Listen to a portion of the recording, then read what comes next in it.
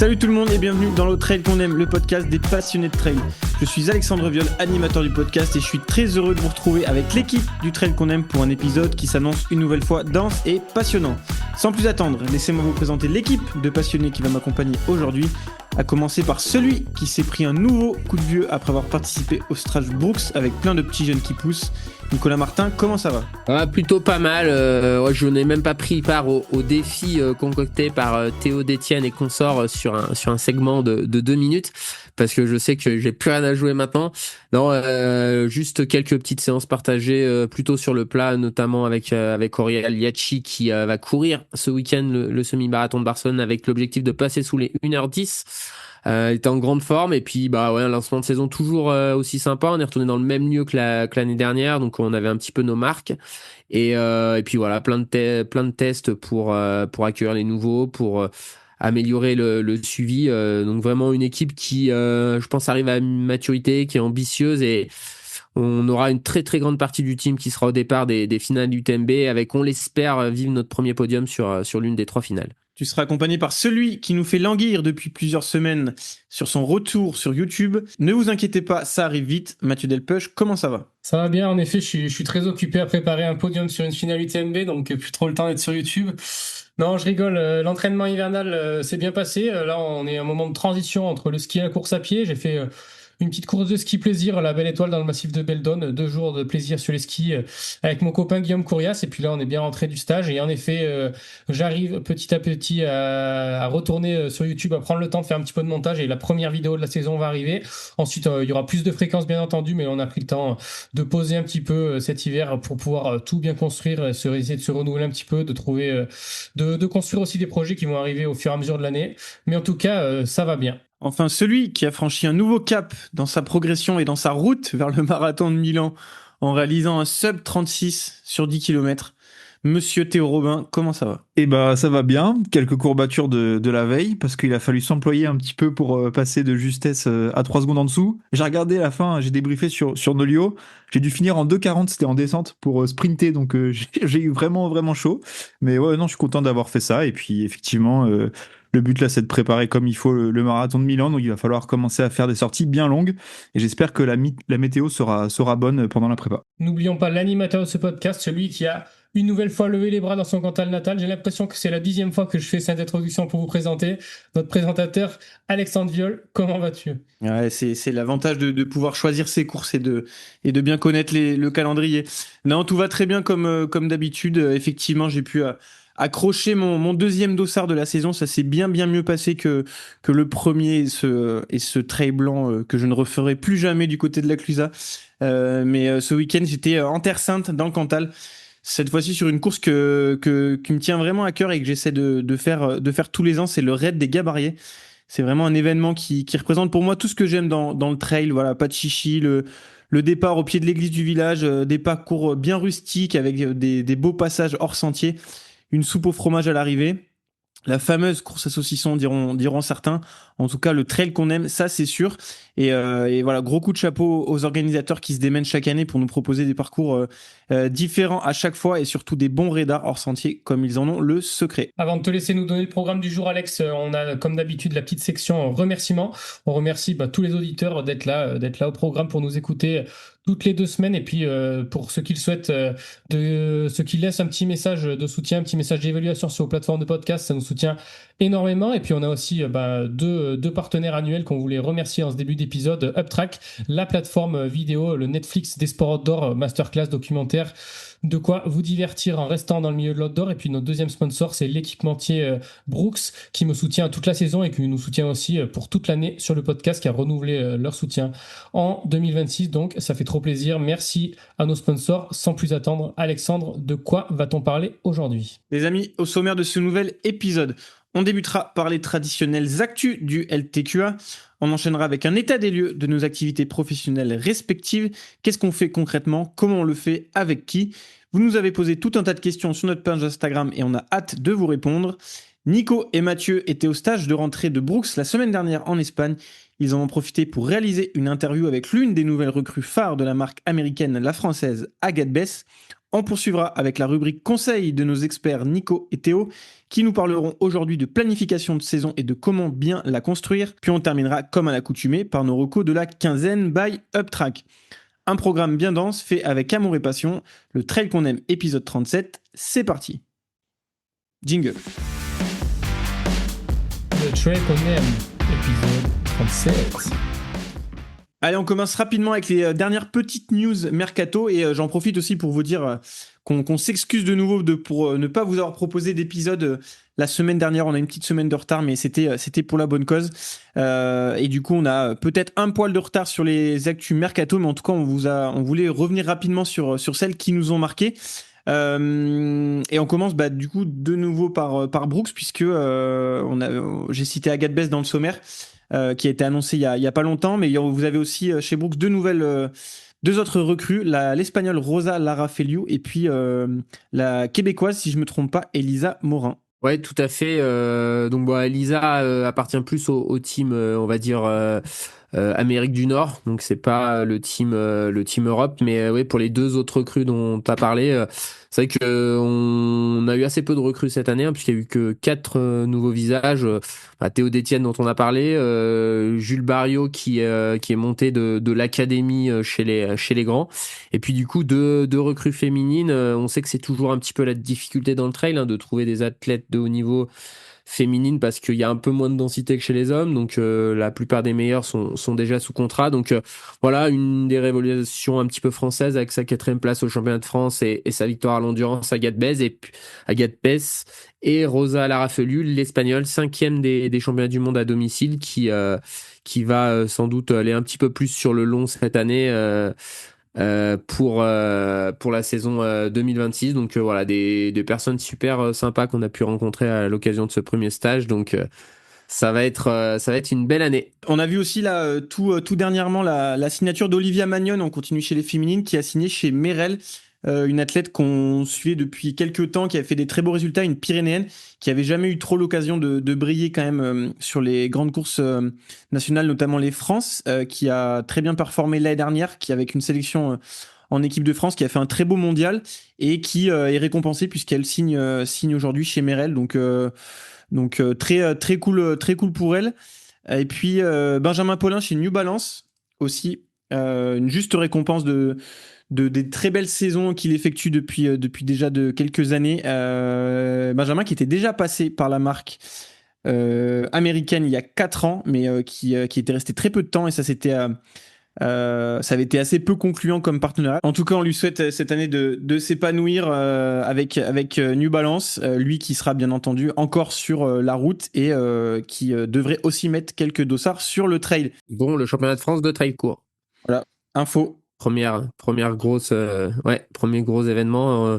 Il va y avoir un très très gros championnat de France de trail court, on aura l'occasion d'en reparler. Et puis sans trop de surprise, Pierre Livache qui a annoncé sa signature chez Kiprun, celui qu'on avait découvert sur le 80 km des Templiers, qui est salarié de l'enseigne Decathlon, qui a signé tout naturellement chez Kiprun et qu'on verra lui aussi sur les France de trail long, et qui d'ailleurs est allé chercher sa qualification sur la Romaniatoise, une course auvergnate que tu avais réalisé d'ailleurs, Mathieu, il y a quelques années, et c'était un beau rendez-vous sur les terres auvergnates pour aller chercher sa qualification aux France. On a vu un beau petit plateau, il y avait pas mal de formats aussi, on s'y perdait un petit peu puisqu'il y avait un 51 km, un 45 km et un 38 km, et on a pu donc assister à la victoire de Pierre Livache sur le 45 km après un beau fight avec le local Pierre-Henri Le Cuisinier.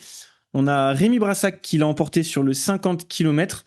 Et puis chez les femmes aussi, on a assisté au début de saison d'Anneline Martin qui a pris la victoire sur le 45 km. Donc Rémi, Pierre et Adeline, c'est 3 athlètes qu'on retrouvera aux France de Trail Long. Et puis on a vu aussi Marion Delépierre s'imposer sur le 38 km. Et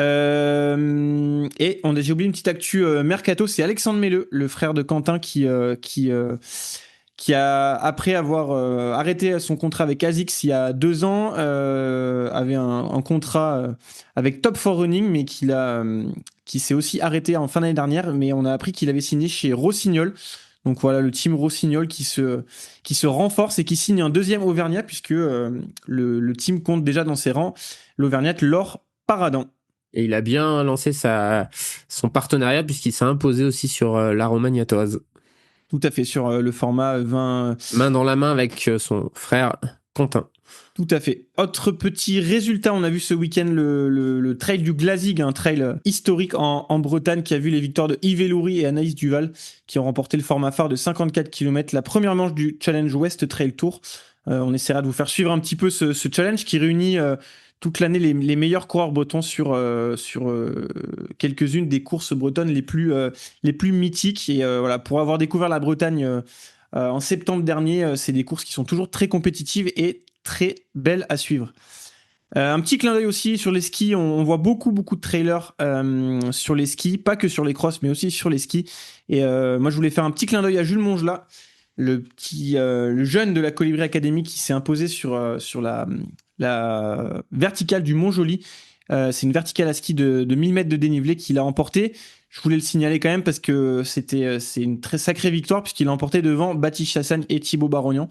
Donc voilà, notre jeunesse française a un bel avenir devant elle. Autre résultat ski, Mathieu, tu nous disais que tu avais fait la belle étoile. On a aussi vu quelques trailers le week-end dernier sur les pointes blanches, si je ne m'abuse. Oui, sur la belle étoile, je dirais que les trailers ont quand même manqué un petit peu de réussite avec l'équipe de Thibaut Garivier qui a cassé un ski, Rémi Vercher dans la première vraie grosse descente. Je les ai vus arrêter au bord du chemin. Ensuite, il y avait aussi Thomas Butez et Anto Terron qui ont aussi été victimes d'une casse de matériel. Et puis Sylvain Cachard, qui pour lui était pas si mal placé, a eu des problèmes de peau. Heureusement, c'est Ludo Pomeré et Arthur Joyeux-Bouillon qui a un petit peu sauvé l'honneur des trailers en allant, je crois qu'ils étaient autour du top 20. Et puis pour ma part, ouais, c'était plutôt vraiment plus tranquille en entraînement. On est allé chercher la 50e place, mais c'était vraiment sans prétention. Et ce week-end, Thibaut Garivier a pris sa revanche sur les pointes blanches du côté du Chablais avec un podium avec Ludo Pomeré associé tous les deux juste devant Simon Pacard associé à un ami Tom Chambers, je sais pas comment on prononce son nom de famille, qui termine 4e. Donc il y a aussi des trailers qui vont s'amuser les skis au pied pour faire la forme et de la montagne. Je complète Mathieu parce que sur la belle étoile, la première paire de trailers a fait très honnête prestation. Je me souviens plus de mémoire, mais c'était la paire Johan Bojar, Louison Coiffé Ouais. qui a fait des excellents débuts sur la discipline et qui, je crois, vont faire la pierre ensemble. Donc curieux de voir où ils se situent parce qu'ils ont été très costauds sur une manche où il y avait que des spécialistes devant eux. Mais ils ont été tellement bons que je les ai pris pour des skieurs et j'ai oublié que c'était des trailers aussi à la base l'été. Mais c'est vrai qu'ils ont été exceptionnels. Ils sont bien complétés, très forts en montée, sans prise de risque en descente, malgré quand même des petites chutes le premier jour. Mais ouais, ils forment un duo qui fonctionne bien et j'ai hâte de voir où ça peut les emmener à la pierre. Ouais, on parle souvent des crosses et de la densité qu'il peut y avoir sur les crosses l'hiver, mais le ski alpi, c'est quand même assez impressionnant. J'invite quand même les curieux et les curieuses à aller voir les résultats de la belle étoile et de voir la densité assez exceptionnelle et de constater tous les gros moteurs qui prennent part à ce genre de course. Et on a hâte, du coup, de suivre la Pyramenta qui aura lieu dans un petit mois. Et on a vu aussi le calendrier des Golden Trail World Series qui vient de sortir. Avec, on le constate, 4 manches en Europe, Zegama et Sierzinal. Donc toujours les deux emblématiques qui restent. 3 manches en Asie. Il y aura une manche au Japon, une manche en Chine, une manche en Corée du Sud. On n'aura plus aucune manche aux USA. Ils ont changé un peu de credo. On avait vu quelques manches aux USA depuis quelques années. Maintenant, il n'y en a plus du tout. Il va en rester quand même une en Amérique du Nord, au Québec, sur le Québec Mega Trail. Voilà, c'est pas mal de petits changements, mais par contre toujours autant de prize money, voire même une augmentation du prize money, puisqu'on sera autour de 4. Ils ont annoncé 435 000 euros de prize money total sur le circuit. Donc ce qui représente quand même une somme assez conséquente. Et puis ils ont annoncé une autre nouveauté aussi, c'est un classement par équipe qui sera mis en place sur chaque course avec au meilleur résultat des 2 hommes et 2 femmes de la même équipe. Donc à suivre aussi cette nouveauté.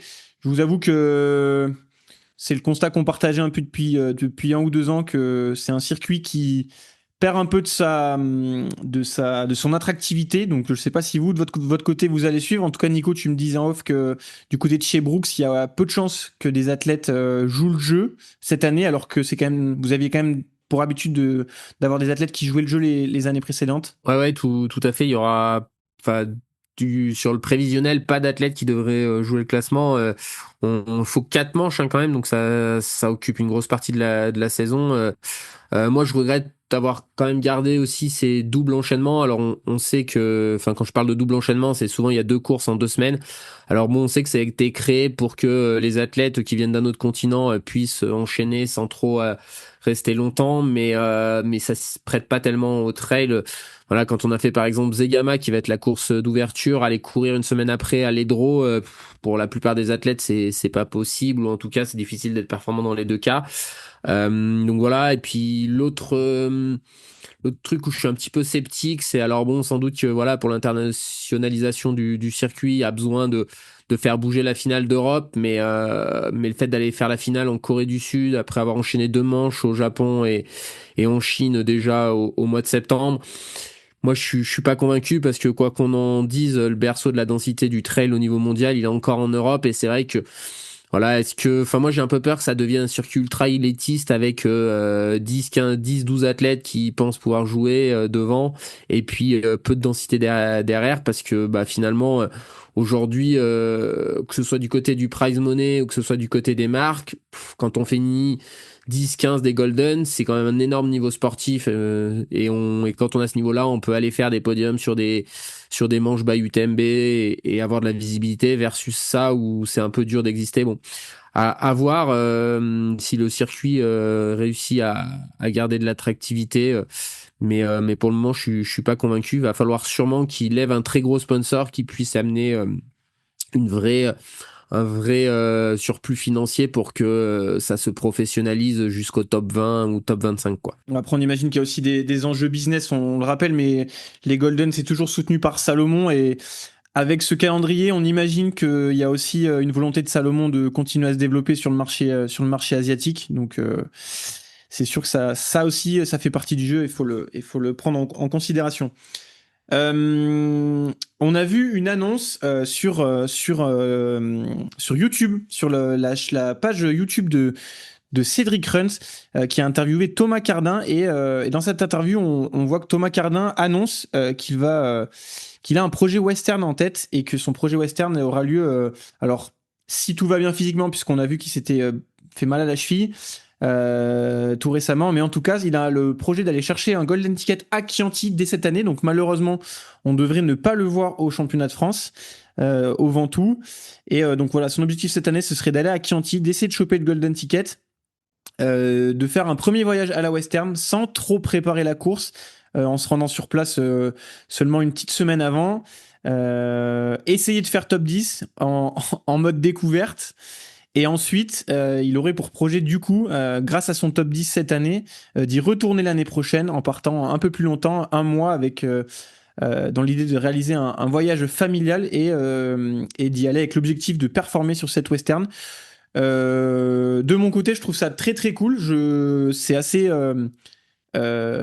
intéressant, je trouve, comme vision de vouloir y aller dans un premier temps, une première année pour tester, et puis retourner vraiment avec l'objectif de performer l'année d'après.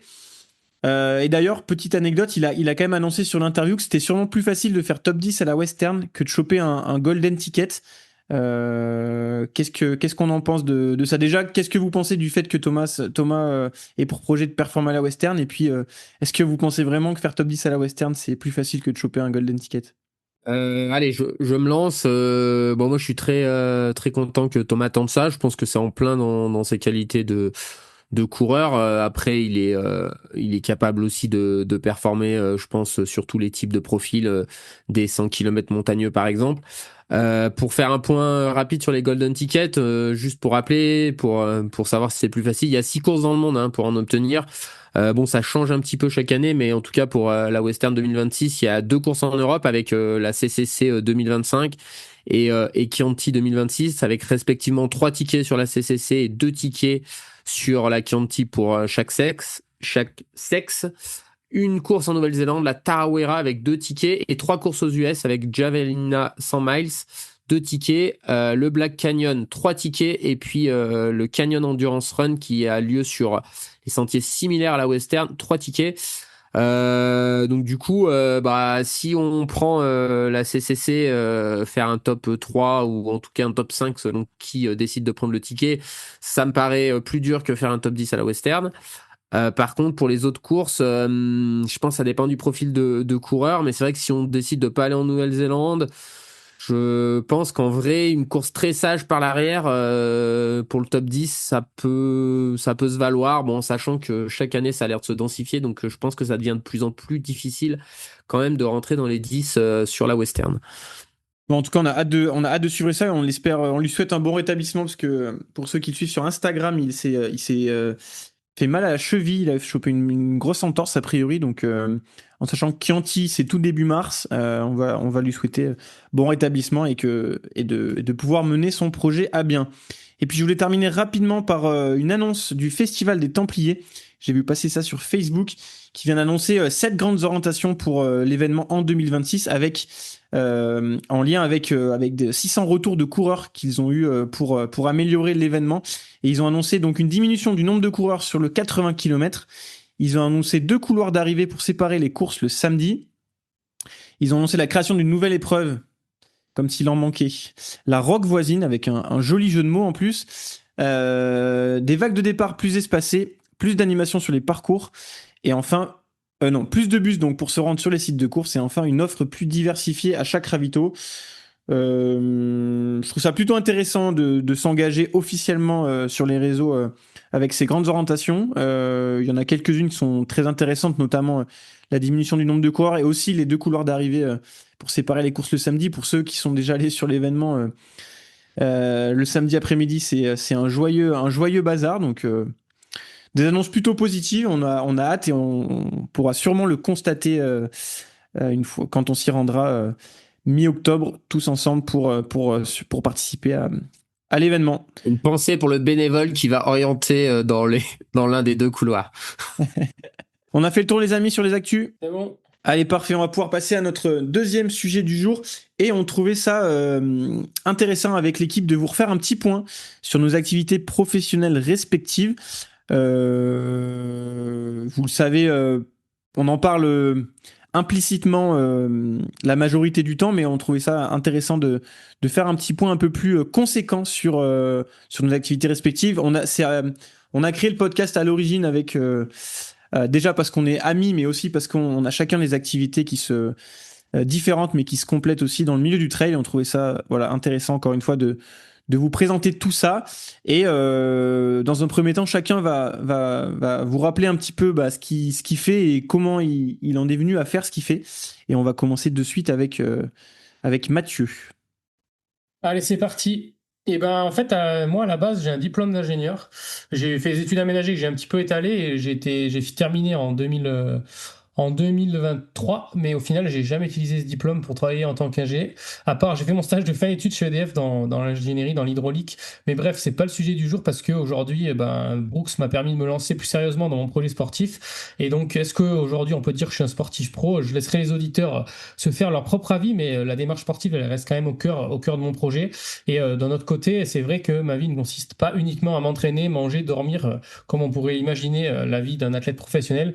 C'est une vraie démarche entrepreneuriale un peu plus globale autour du sport, autour de ma démarche qui me permet de vivre de tout ça, parce qu'en parallèle de tous mes entraînements, j'investis beaucoup d'énergie, beaucoup de temps et même de l'argent maintenant dans la communication autour de celui-ci, de mon sport. Et donc c'est demandant de gérer une négociation, faire le suivi des collaborations, gérer les partenariats, que ce soit annuels, ponctuels. Et j'ai à cœur de faire du contenu éducationnel, de raconter ma démarche, de rentrer un petit peu dans le détail. C'est pour ça que j'aime les formats longs, j'aime YouTube, j'aime le podcast, pour partager mes valeurs de façon pertinente. Et donc c'est un mi-chemin entre un modèle un petit peu d'influenceur, un modèle de boîte de production, car parfois je vends aussi des projets vidéo clés en main à des sponsors, et puis c'est moi souvent qui gère la réal des projets, etc. Mais tout ça pour le moment ne peut exister et a de la crédibilité uniquement parce que au cœur du projet il y a cette démarche sportive, et puis il y a aussi des résultats sportifs malgré tout. Et même si j'ai pas claqué de belles courses internationales, j'ai quand même une belle régularité pour être sur le devant de la scène nationale. Et puis en ce moment c'est vrai que je suis un petit peu tiraillé par les opportunités opportunités que j'ai, de nouvelles collaborations, de nouveaux projets, etc., il faut que je ralentisse un petit peu parce que je peux pas tout coordonner pertinemment avec ma démarche d'athlète de haut niveau et c'est ça quand même que j'ai envie de prioriser encore pour le moment. Donc je vais me faire je vais devoir pas mal déléguer tout ça pour pouvoir garder moi ma priorité et du temps pour mes entraînements et tout ce qui est autour. Donc voilà un petit peu pour la présentation globale et puis après on a fait une petite sélection de questions pour compléter tout ça et éclaircir les points des auditeurs, donc on y revient juste après. Alex, est-ce que tu veux nous présenter aussi ton activité ou tes différentes activités, tes différentes casquettes pour rappeler tout ça aux auditeurs? Ouais, mais c'est vrai Mathieu que tu me présentes souvent comme journaliste et on peut dire qu'actuellement j'ai quand même on va dire deux activités qui me prennent 80% de mon temps. C'est la partie managériale avec la Colibri Academy où je suis team manager.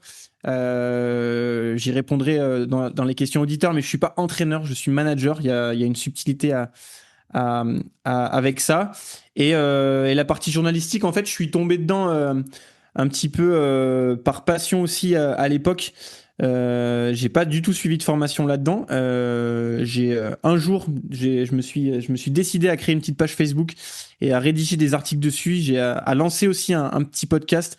Euh, Ces deux choses-là m'ont permis de mettre un petit pied dans le trail. Et puis un jour, j'ai voulu concrétiser tout ça en envoyant un petit mail au culot à un magazine de trail qui a gentiment accepté de me faire travailler et de fil en aiguille, de rencontre en rencontre, j'ai pu rencontrer tout un tas de personnes qui m'ont permis aujourd'hui d'avoir une opportunité comme celle de devenir team manager, puisque en 2022, j'ai eu l'opportunité de co-créer une académie de trail, donc anciennement l'Académie Citas Matrix, devenue aujourd'hui la Colibri Academy, où j'ai le rôle de team manager qui consiste très globalement à être un petit peu la pierre angulaire entre la partie athlète, la partie staff et la partie partenaire. Donc j'ai une activité là-dessus qui est totalement indépendante. Je suis totalement maître de mon projet et j'ai la chance de pouvoir de travailler avec les marques qui font sens pour le projet et aussi des personnes comme Théo que j'ai pu recruter dans ce projet-là et qui fait que aujourd'hui je m'épanouis pleinement dans ce rôle-là. La partie journalistique, je l'avais un petit peu mise de côté avant qu'on commence à créer le podcast. J'avais complètement arrêté la rédaction d'articles et la couverture d'événements. C'est quelque chose que j'aimais beaucoup, mais que j'avais plus trop de temps de faire. Mais grâce à la création du podcast, je me retrouve pleinement dans cette partie journalistique et je me plais énormément à l'animation de ce magnifique podcast. Et puis, dernière petite chose aussi, l'hiver, je prends aussi un peu le temps de faire autre chose et j'ai une activité professionnelle autre. Je travaille dans la restauration cette saison, donc 4 mois d'hiver en saison au Grand Bornand pour voilà, faire autre chose. C'est un milieu que j'aime beaucoup, la restauration, et je me projette potentiellement à en faire mon activité à plein temps dans, on va dire, 5, 10, 15 ou 20 ans, on verra bien. Mais voilà, ça permet de sortir un petit peu du trail, de rencontrer d'autres personnes, d'avoir une routine d'horaire et de vie un peu plus classique, et ça fait pas de mal d'avoir ça pendant l'hiver.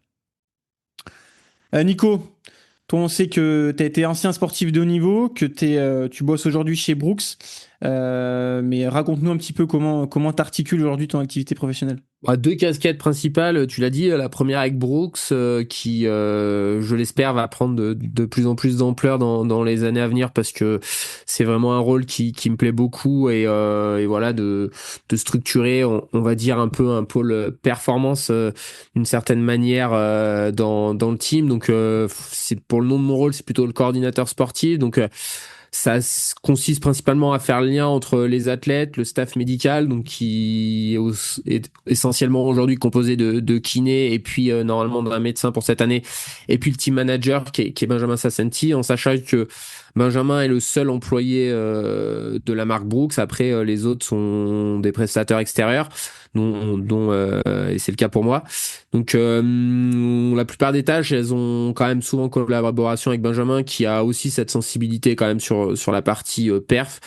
Donc on discute quand même pas mal ensemble des planifications des athlètes et surtout que ça colle un minimum avec la stratégie marketing de la marque tout en ayant le respect des envies des athlètes. On n'impose rien. Bon après si on a l'impression que des saisons sont complètement en décorrélation de ce que la marque attend, je sais pas, par exemple un athlète qui aurait un gros contrat et qui fait aucune course internationale, bon on lui dirait ça nous paraît pas bien possible, mais bon, on a essayé de sélectionner les athlètes pour pas avoir trop ce genre de problème.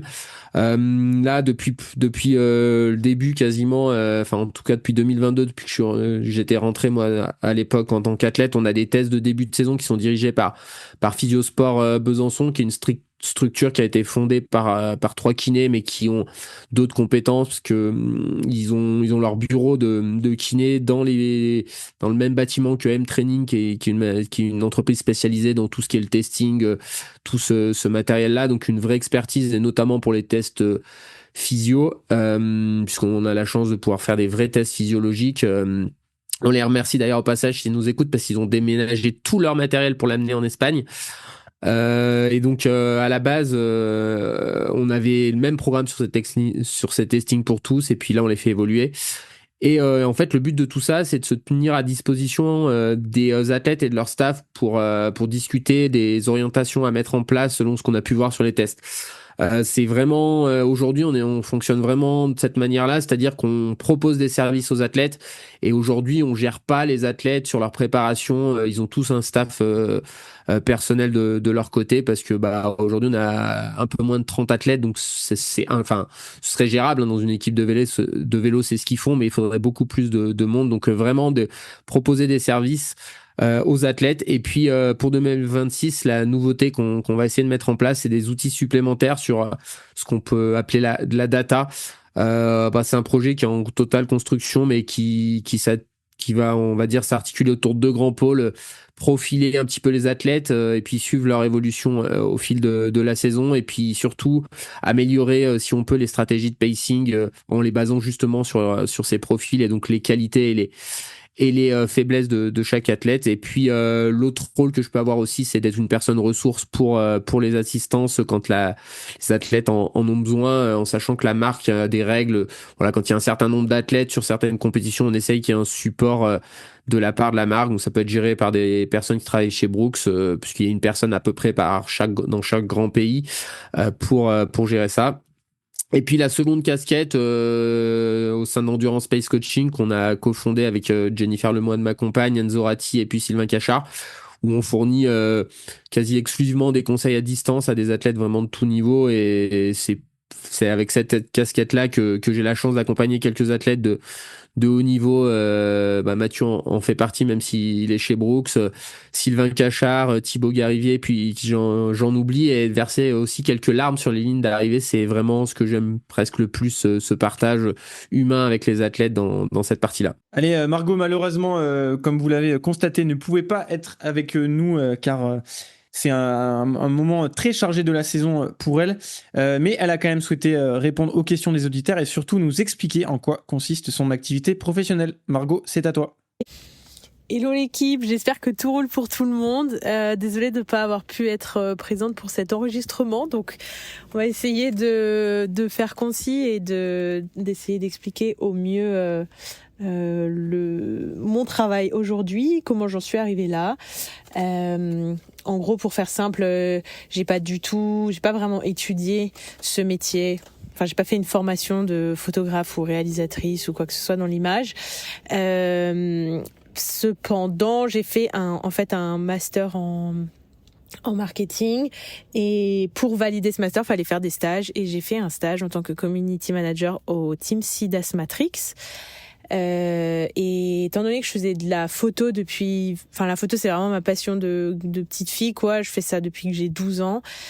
En allant sur les courses avec l'équipe et tout, je faisais du contenu, je faisais de la photo, et c'était hyper chouette, enrichissant de porter un nouveau regard sur la photo, que j'ai toujours plutôt fait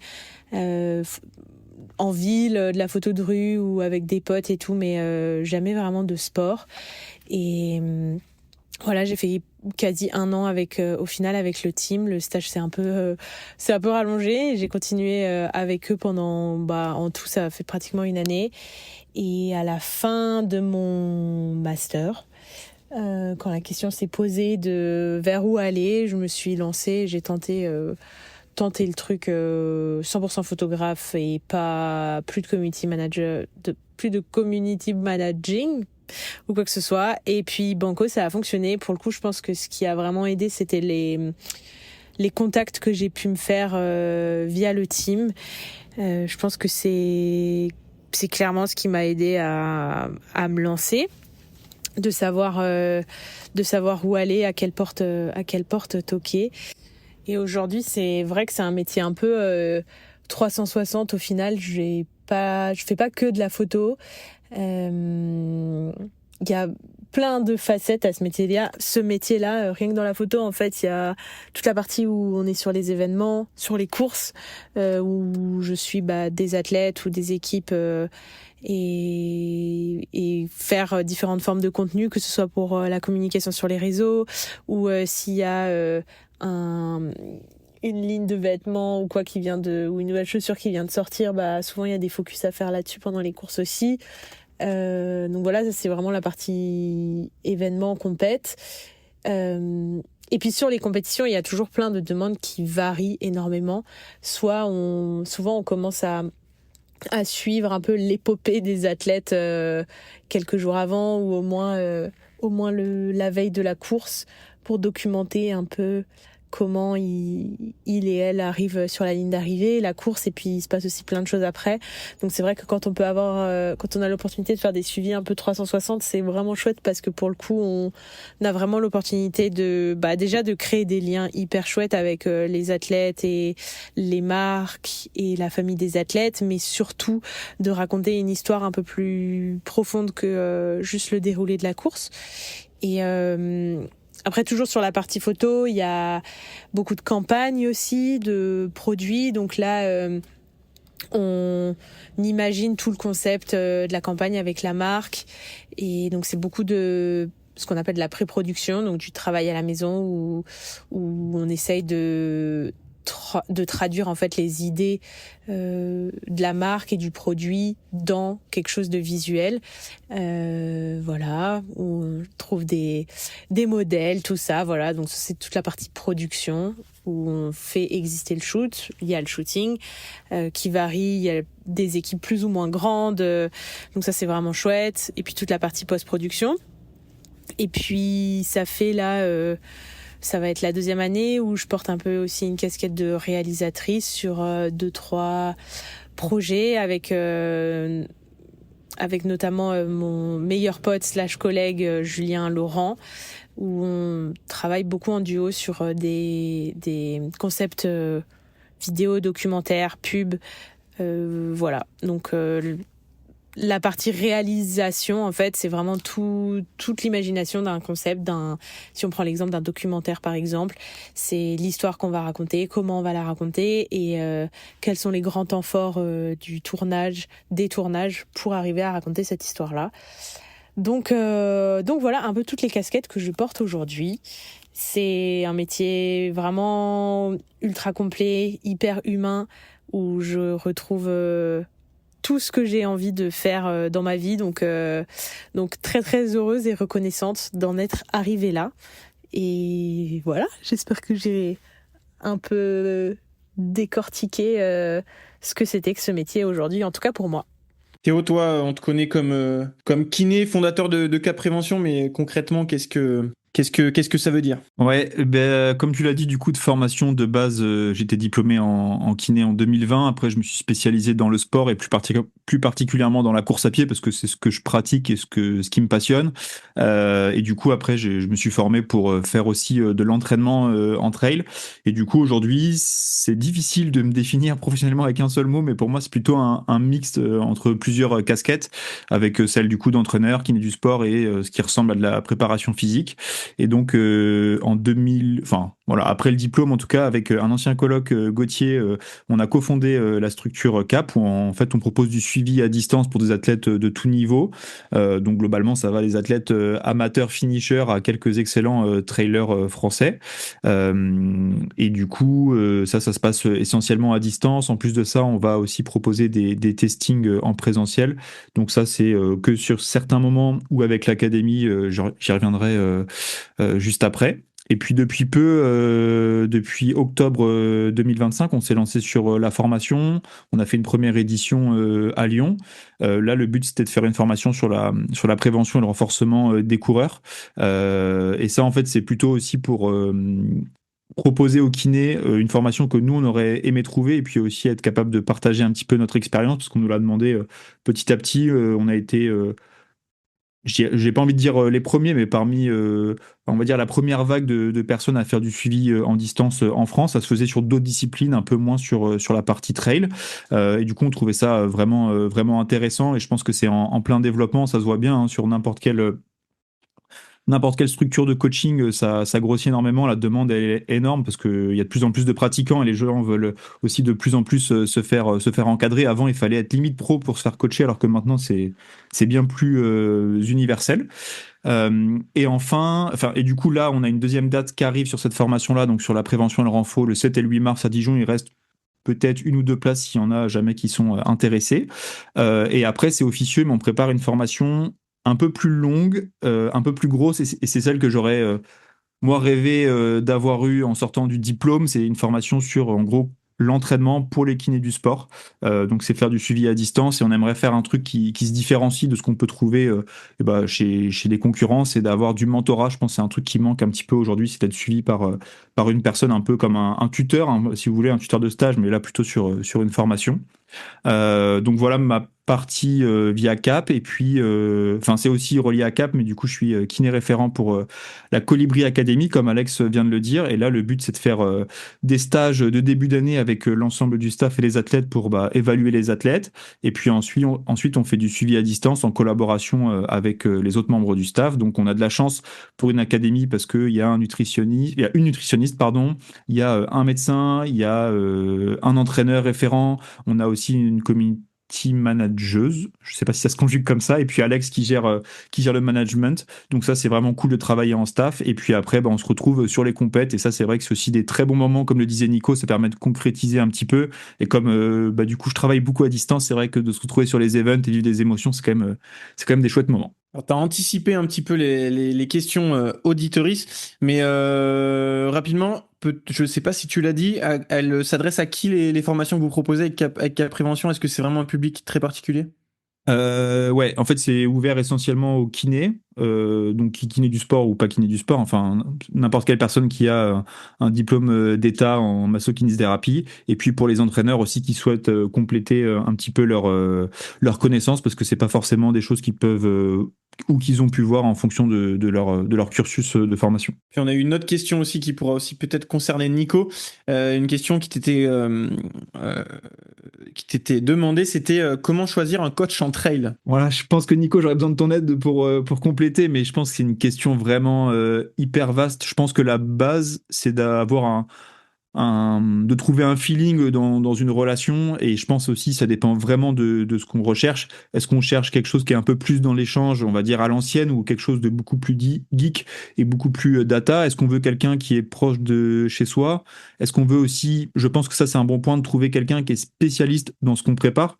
Si on va préparer un ultra, c'est peut-être bien d'avoir un coach qui est expert ou qui a l'habitude d'encadrer des athlètes en ultra ou sur des formats plus courts. Et en tout cas, moi, je pense qu'un truc qui est chouette et qui est vraiment important, c'est d'avoir une recommandation, soit par un proche, ou soit d'avoir pu lire un post, écouter un podcast qui fait écho à votre vision du sport, ou encore une fois, quelqu'un qui vous inspire par son parcours sportif ou professionnel. Des petites recommandations peut-être de noms d'entraîneurs qui auraient encore de la place et qui pourraient accueillir certains de nos auditeurs? C'est le vrai souci actuel, c'est que malheureusement peut-être, mais les coachs les plus connus ont à peu près jamais de place. Mais je pense qu'aujourd'hui, il y a un accès à la formation qui fait que plein de gens sont compétents. Et par contre, je trouve hyper intéressant, juste pour rebondir sur ce qu'a fait Théo, c'est vrai que des formations très typées dans le trail, ça me paraît ultra pertinent parce que en fait, aujourd'hui, même si on revient sur le cadre légal, il y a des diplômes pour pouvoir coacher en trail. Après, pour moi, il n'y a pas un diplôme qui permet d'être vraiment compétent pour aller entraîner du trail, quoi. Parce qu'il n'y a aucune formation très ciblée. Et même si, par exemple, à la fac, on fait une licence en entraînement sportif, il y a des spécialités trail, mais aujourd'hui, elles sont pas reconnues comme donnant le droit de coacher, par exemple, parce qu'il faut faire plutôt une mention athlétisme.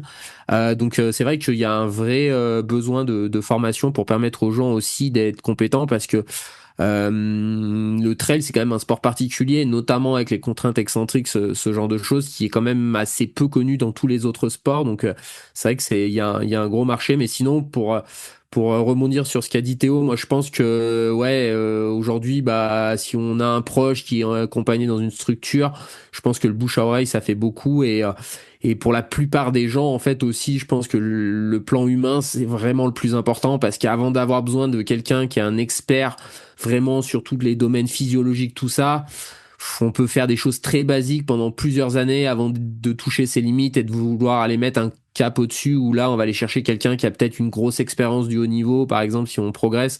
Mais au début, je pense vraiment le plan humain, ça me paraît hyper important. Et puis, moi, c'est ma vision, mais essayer d'avoir quelqu'un qui met une forme d'horizontalité dans la relation, qui est à l'écoute, qui est là pour servir l'athlète, c'est-à-dire s'adapte à la vie de l'athlète. Moi, ça me paraît hyper important, et c'est pas à l'athlète de se plier à ce que le coach veut faire.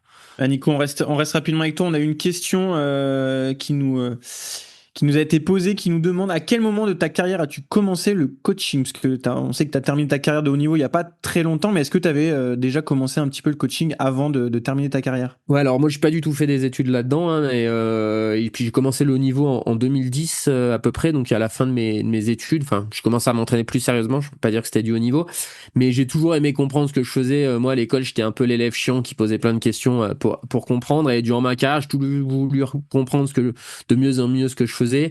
Et j'ai eu la chance de croiser et de discuter avec des personnes formidables. Bah, Patrick Branger, qui a été mon coach pendant plus d'une dizaine d'années, mais aussi quelqu'un comme Jean-Louis Ball, qui pour moi était un peu une référence dans sa vision, dans sa connaissance du milieu aussi, et aussi notamment d'une approche qui est hyper importante pour moi dans le trail, c'est les sports croisés.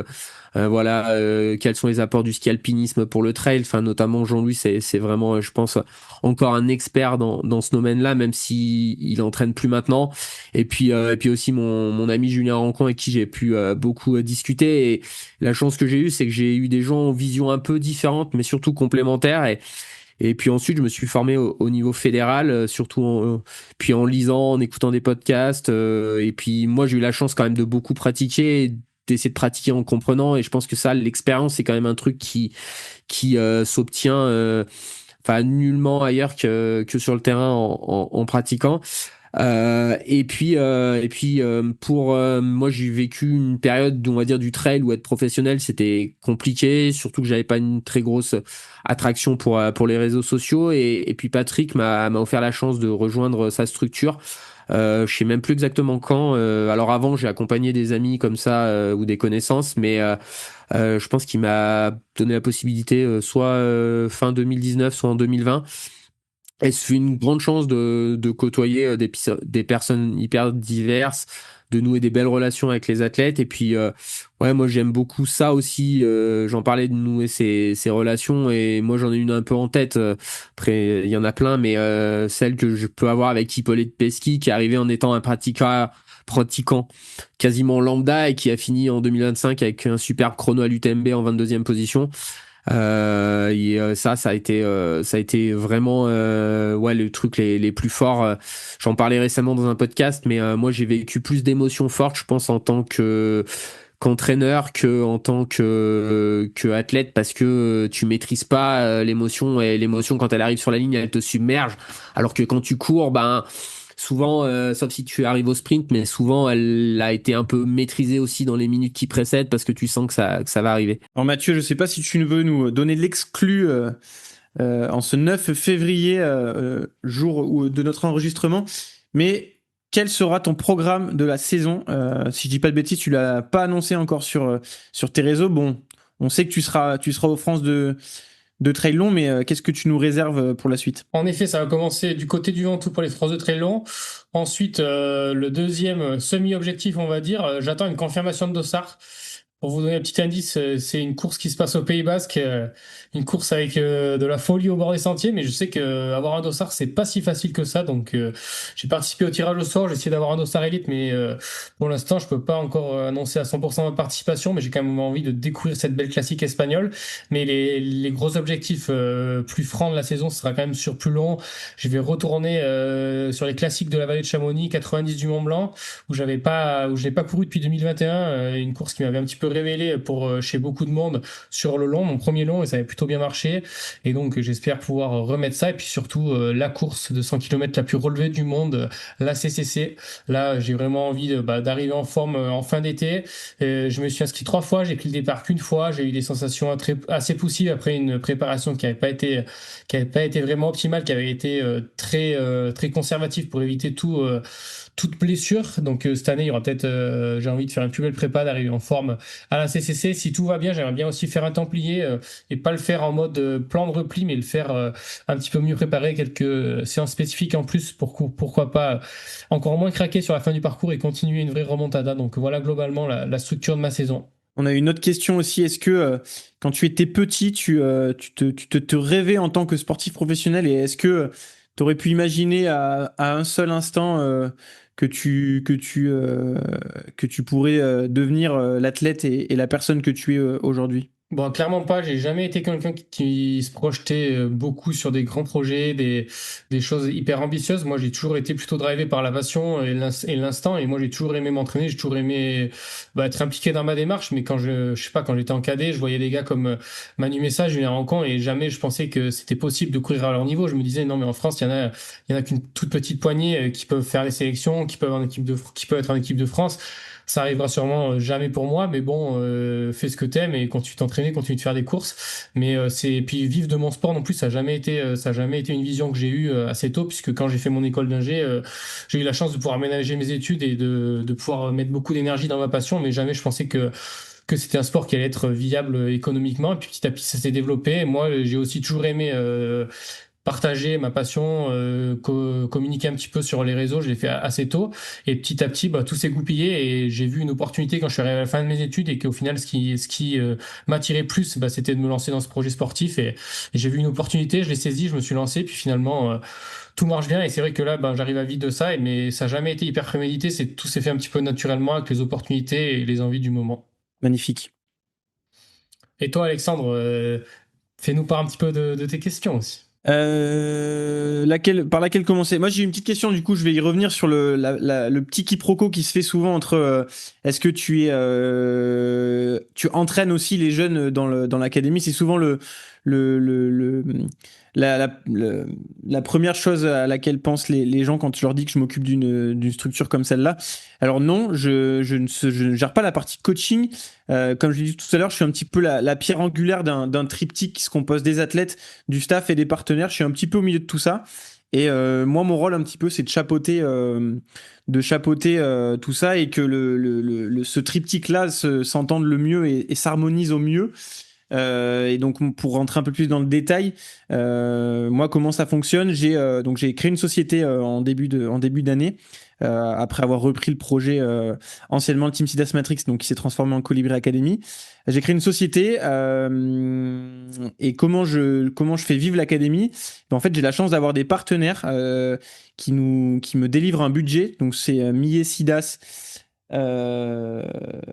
au Vieux Campeur, et un nouveau partenaire qu'on va annoncer tout prochainement, qui me donne un budget à l'année. Avec ce budget-là, moi, il faut que je recrute les athlètes, il faut que je recrute et que je paye mon staff, et puis que j'organise tout ce qui est déplacement sur les événements, et aussi organisation des stages. Et donc c'est un métier qui est hyper enrichissant, hyper diversifié. J'ai tout un tas d'interlocuteurs différents. Je peux je peux très bien faire partie d'une réunion avec le staff dont fait partie Théo, parler un peu plus des aspects performance, organisation de saison des athlètes. D'un autre côté, je peux me retrouver en échange de mails et en visio avec des patrons de boîtes pour renégocier les contrats. Et puis d'un autre côté, faire un peu plus de psychologie, on va dire, avec les athlètes. Donc c'est vraiment un métier qui est super diversifié, qui est hyper chouette et très enrichissant. Donc voilà, pour tous ceux qui vont écouter le podcast, je ne suis pas entraîneur, je suis team manager de la Colibri Academy. Donc ça c'est fait. Et puis on m'a posé une petite question aussi, ça me fait très plaisir, sur comment s'articuler ma prépa pour l'UTPMA. D'abord, il y a une petite question. Est-ce que tu peux nous donner une ordre de grandeur d'un budget pour une équipe comme ça, une académie? Ouais, alors avec une précision importante, c'est que les athlètes ne sont pas rémunérés. Pour repréciser aussi, c'est que la Colibri Academy, c'est avant tout un centre de formation pour jeunes athlètes. Donc moi, je me rémunère avec mon budget. Je rémunère aussi mes prestataires. Les athlètes ont un petit budget de défraiement, mais ne sont pas rémunérés. Donc ça, c'est la petite subtilité, donc ce qui forcément impacte le budget. Et pour pas rentrer dans trop de détails, mais quand même donner une petite information, c'est un budget à 6 chiffres, au tout début des 6 chiffres, on va dire, pour être un tout petit peu précis. Mais voilà, c'est des budgets qui sont assez conséquents et c'est vrai que même moi, au début, quand j'ai repris le projet, j'étais assez surpris c'est quand même assez responsabilisant de devoir gérer un budget comme celui-ci. Mais voilà, on apprend et puis en tout cas tout se passe très bien et tout s'articule au mieux. Donc là-dessus tout va bien. Mais oui, du coup, je rebondis parce que toi aussi, je crois que tu as eu une question sur cette course-là. On t'a demandé à quand le record de l'UTPMA. Alors le petit problème, c'est que j'y participe cette année et que du coup, je vais abaisser le record et que du coup, ça va être très compliqué pour toi d'aller le chercher dans les prochaines années. Non, blague à part, le parcours, comme d'habitude, c'est comme dans beaucoup d'événements, change énormément. C'était très connu à l'époque comme étant un 105 km, mais qui a évolué en 112 puis en 114 km. Donc il n'y a plus vraiment de record à aller chercher. Mais en tout cas, ça sera mon très gros objectif de l'année. Et je suis même en train de préparer une petite surprise à côté. J'espère pouvoir vous en dire un peu plus sur la partie création de contenu.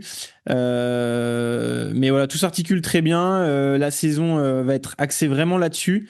Ça sera, j'irai avant tout en mode découverte. Le but, c'est vraiment de finir correctement ce premier ultra et puis j'y retournerai dans tous les cas l'année prochaine pour vraiment potentiellement prendre un peu plus de risques et aller chercher un gros chrono pour essayer d'être un peu plus ambitieux en termes de résultats, mais très très hâte de découvrir cette distance sur mes terres natales du Cantal. Et Mathieu, est-ce qu'on te verra un jour sur l'UTPMA? Je pense qu'un Cantalou trailer professionnel qui n'a jamais fait l'UTMA, c'est quand même dommage.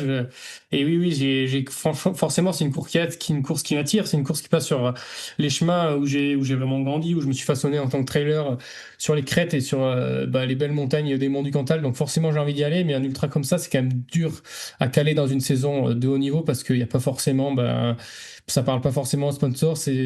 Il n'y a pas la résonance médiatique qu'on peut avoir sur les gros événements. Donc, le nombre de cartouches est limité sur une saison, mais c'est sûr que j'ai vraiment envie de le faire. J'ai vraiment envie de pouvoir courir chez moi et de faire la course mythique de mon département.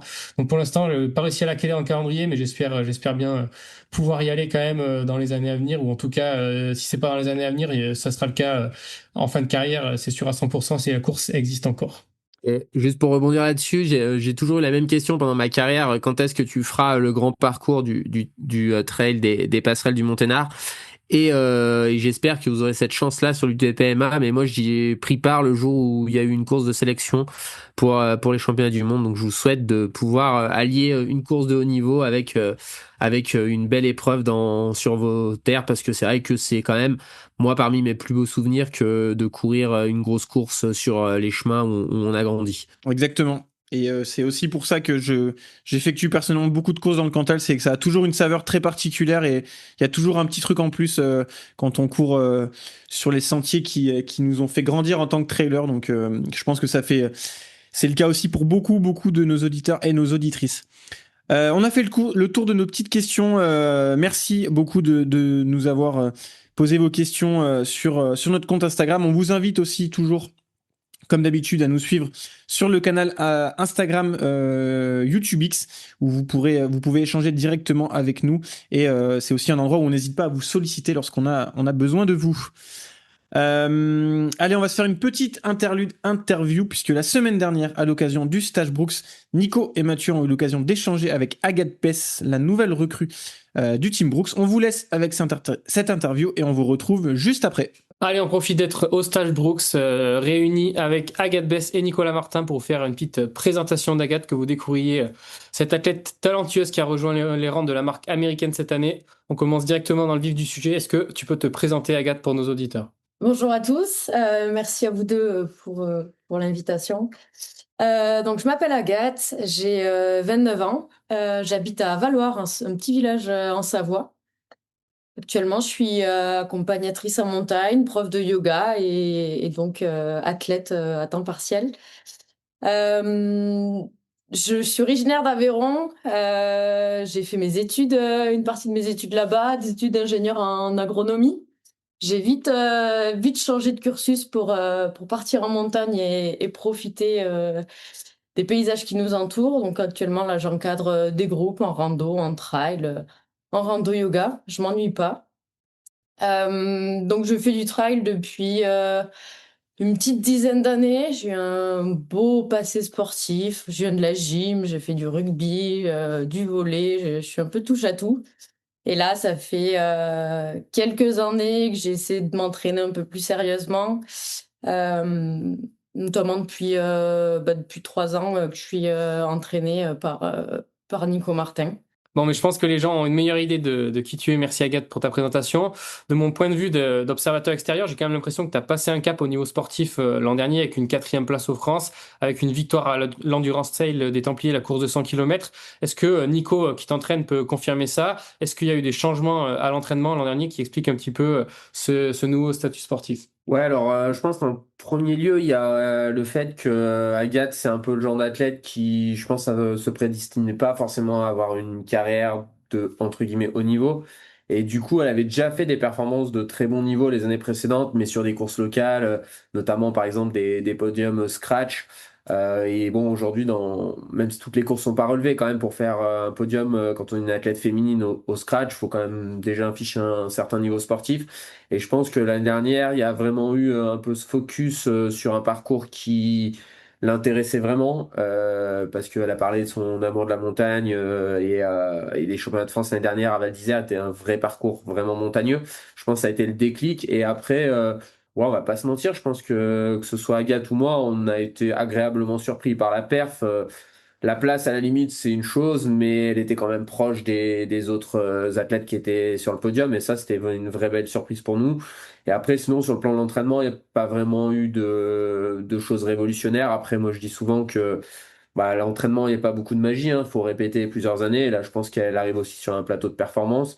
Ce qui est intéressant aussi, là, en rejoignant Brooks, c'est que on a pu mesurer plus de choses et on se rend compte qu'il y a pas mal de leviers d'optimisation. Donc ça, c'est aussi positif pour elle pour les années à venir. Bon, on y reviendra après sur cette semaine avec Brooks et tous les tests qu'on a pu faire. J'aimerais avoir le retour d'Agathe sur sa saison. Quel est ton meilleur souvenir de la saison? Est-ce que cette presque sélection en équipe de France avec un statut de remplaçante, tu l'as vécu de manière positive? Est-ce que tu le retiens comme une bonne expérience ou c'était quand même frustrant de presque toucher ce championnat du monde du doigt, mais finalement de pas pouvoir y aller?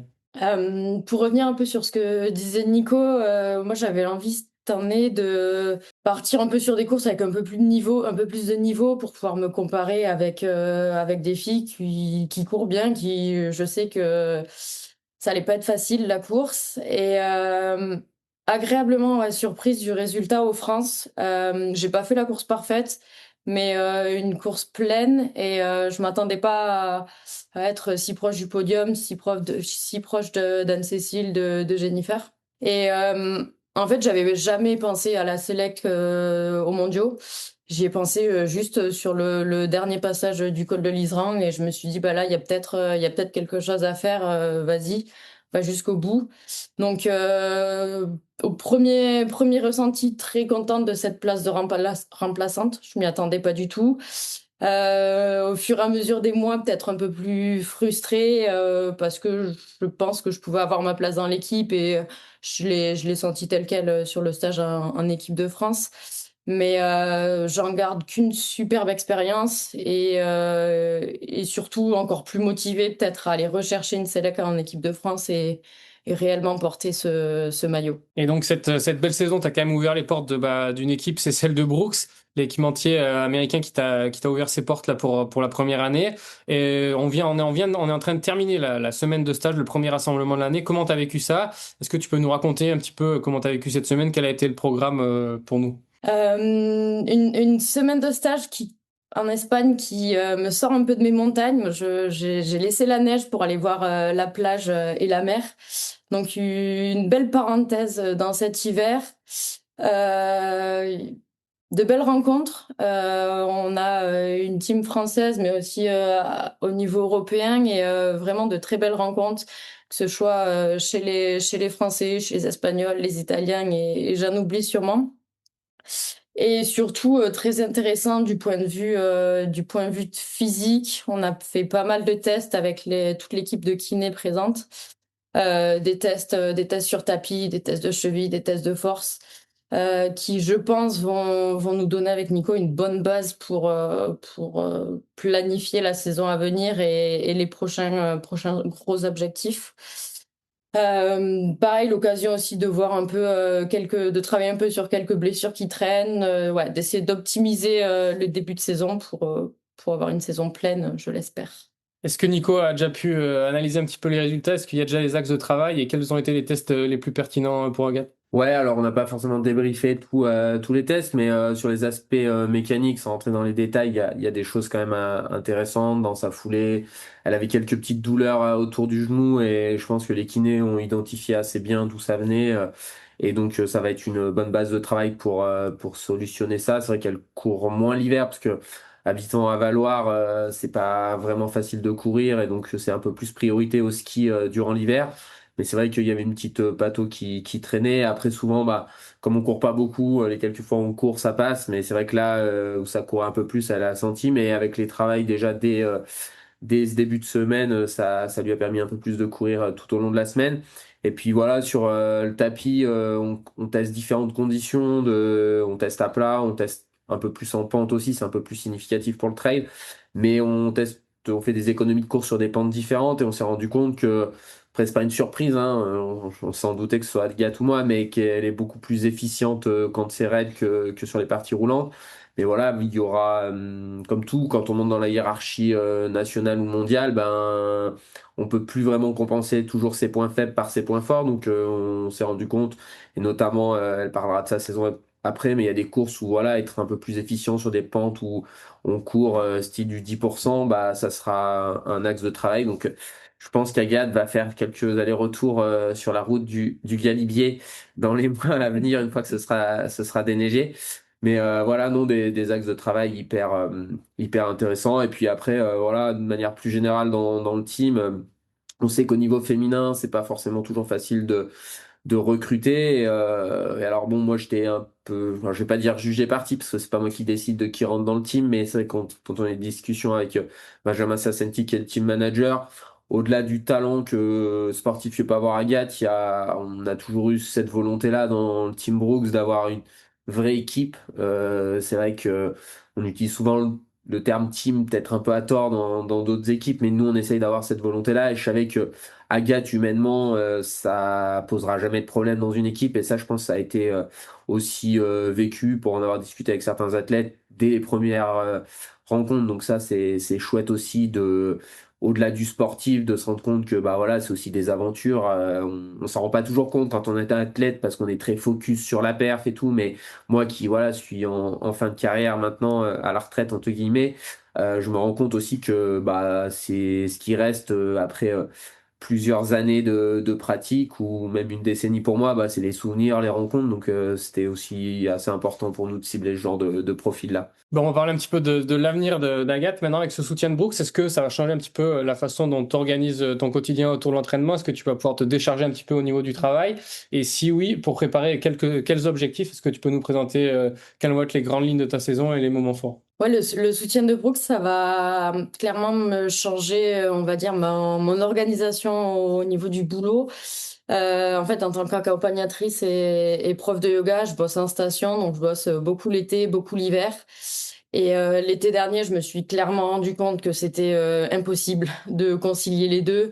Impossible d'envisager une course entre le 14 juillet après les France et la fin du mois d'août. J'étais la tête dans le guidon dans le boulot, donc très compliqué. Et donc là, ouais, l'idée, c'est cet été de se libérer du temps pour pouvoir s'entraîner, passer du temps en montagne sur le mois de juillet et le mois d'août. Ça correspondra un peu avec mes objectifs. Fin juin, je partirai sur le Lavaredo, le 80 km. D'où l'intérêt de bosser un peu sur les pentes à 10% qui se courent. Et puis, passer l'été, essayer de faire du volume au maximum pour fin septembre partir sur le 70 km du Will Strubble. Et enfin, essayer de finir en beauté la saison sur la Diagonale des Fous pour mon premier 100 miles. Ce que j'allais dire, tu vas découvrir la distance, pas forcément sur la course la plus facile, mais toi, t'aimes ça, le technique. Ouais, j'ai pas forcément choisi la course la plus simple. C'est peut-être la course qui me correspond le plus par rapport à mes capacités actuelles. C'est une course qui me tient à cœur. Tout le monde m'en parle, me dit que la Réunion, tu vas voir, c'est incroyable. Donc j'ai envie d'aller découvrir cette île de cette manière. On verra comment ça va se finir, mais en tout cas, hâte de préparer cette course et d'y être. Il y a encore le temps, mais ça va vite arriver. Eh bien, on te souhaite tout le meilleur pour cette saison. Et puis, on remercie encore une fois notre partenaire Brooks qui soutient le podcast une saison de plus. Merci à eux. Et puis, n'hésitez pas à aller suivre Agathe. On vous met le lien de son profil dans la description de l'épisode. Allez, on continue l'épisode. Merci beaucoup à Agathe pour son temps. On lui souhaite une très belle saison à venir. Et puis on va pouvoir désormais passer à notre sujet conseil avec Nico et Théo qui vont vous parler aujourd'hui de comment bien planifier et construire sa saison. Messieurs, c'est à vous. Alors du coup, avec Nico, on s'était dit que c'était l'occasion de parler de la construction de la saison. Là, c'est un peu la pleine période. Normalement, quasiment tout le monde a eu ses dossards. Enfin, en tout cas, a eu la réponse sur les dossards un petit peu mythiques. Il y a eu le tirage au sort concernant l'UTMB. Il manque juste celui de la Diag, il me semble. Mais globalement, on commence tous à avoir les dossards principaux et objectifs pour la saison. Donc là, ça nous semblait intéressant de pouvoir en discuter avec Nico, que ça soit lui ou moi, je pense, ou tous les autres entraîneurs de France. C'est la période où on commence à réfléchir, à se dire ok, telle période ça va être un bloc axé sur telle qualité, telle période sera plutôt de la récup, telle période de l'affûtage. On va aussi commencer à réfléchir à quelles sont les courses qu'on va mettre en course préparatoire. Et ça, pour le coup, il faut vraiment y réfléchir, même si la course elle est fin août, c'est des discussions qui doivent s'amorcer pendant l'hiver ou au moins au début du printemps. Et du coup, avant de vous donner l'exemple sur 3 courses phares, moi j'avais relevé quelques éléments qui me semblaient indispensables, quelques petits points. Le premier point, c'était quelle est la course que je vais faire? Ça peut paraître bête, mais c'est quoi la date? Quelles sont les particularités? Est-ce que j'ai déjà de l'expérience sur ce genre de format? Quelles sont les courses préparatoires que je vais devoir choisir? Et donc là, va falloir choisir une course en fonction de la date, de la durée et aussi de la spécificité.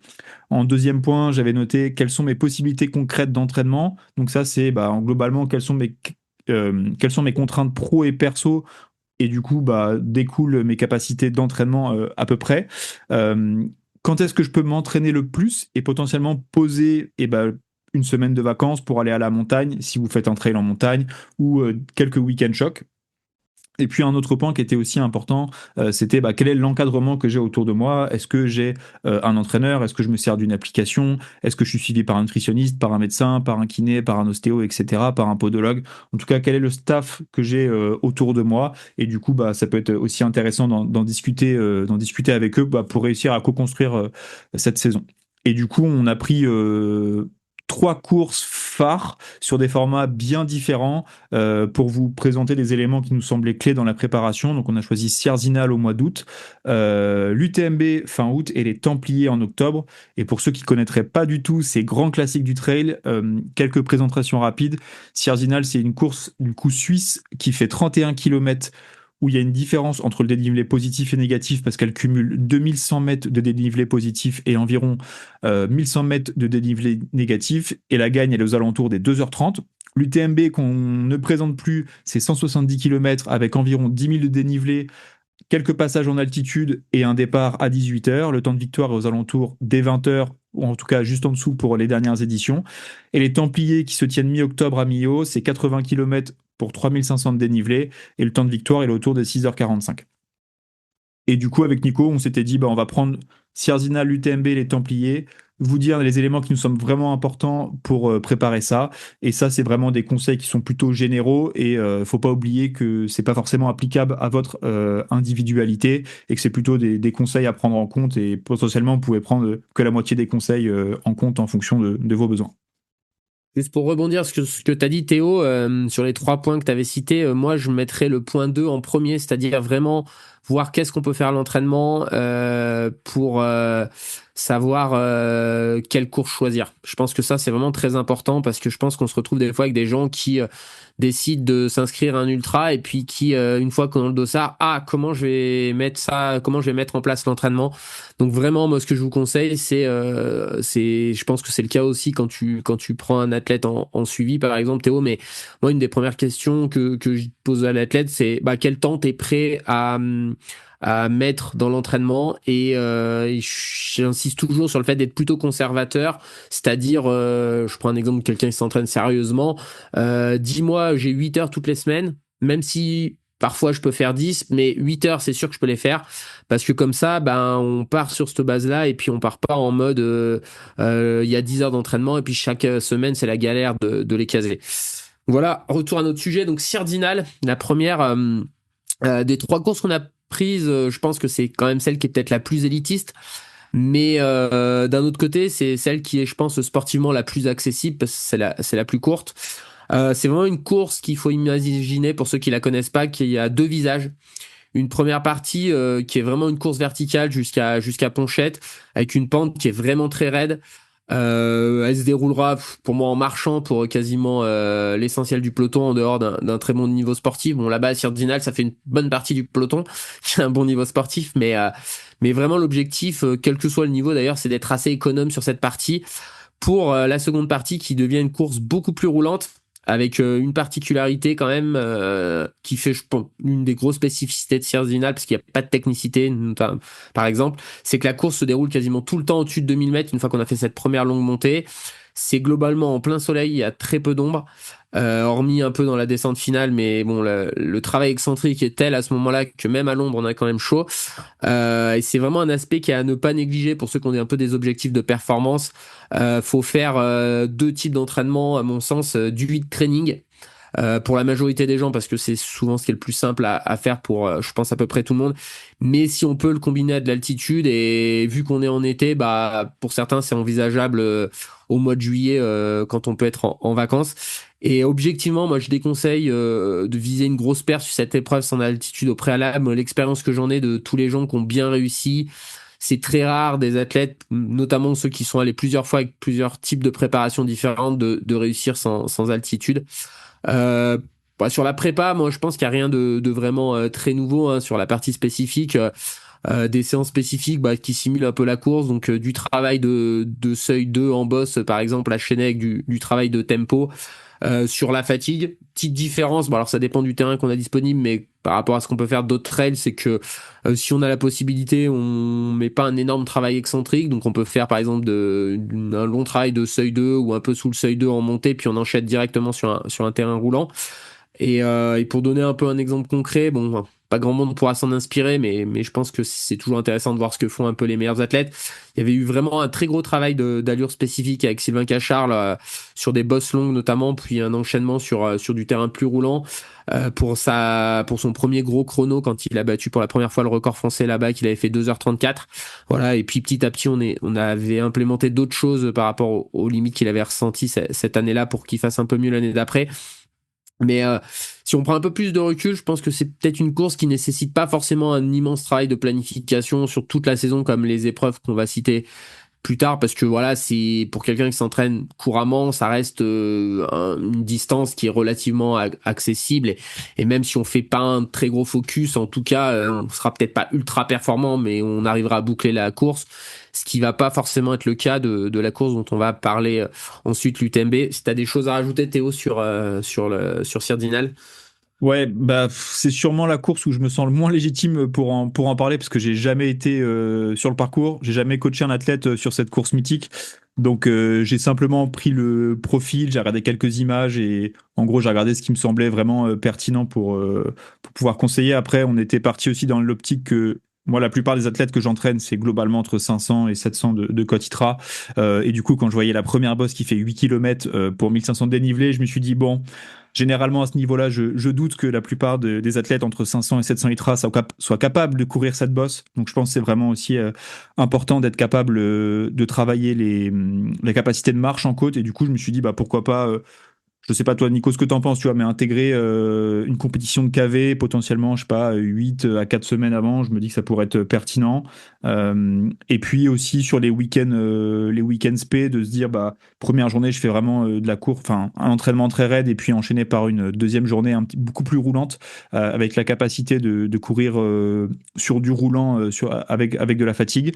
Et puis, tu avais aussi parlé de la chaleur. Moi, j'aime bien dire à mes athlètes qu'on fait pas de hit training, mais qu'on fait au moins de l'acclimatation. Je trouve ça difficile, en tout cas pour les athlètes amateurs, de vraiment faire un protocole de hit training.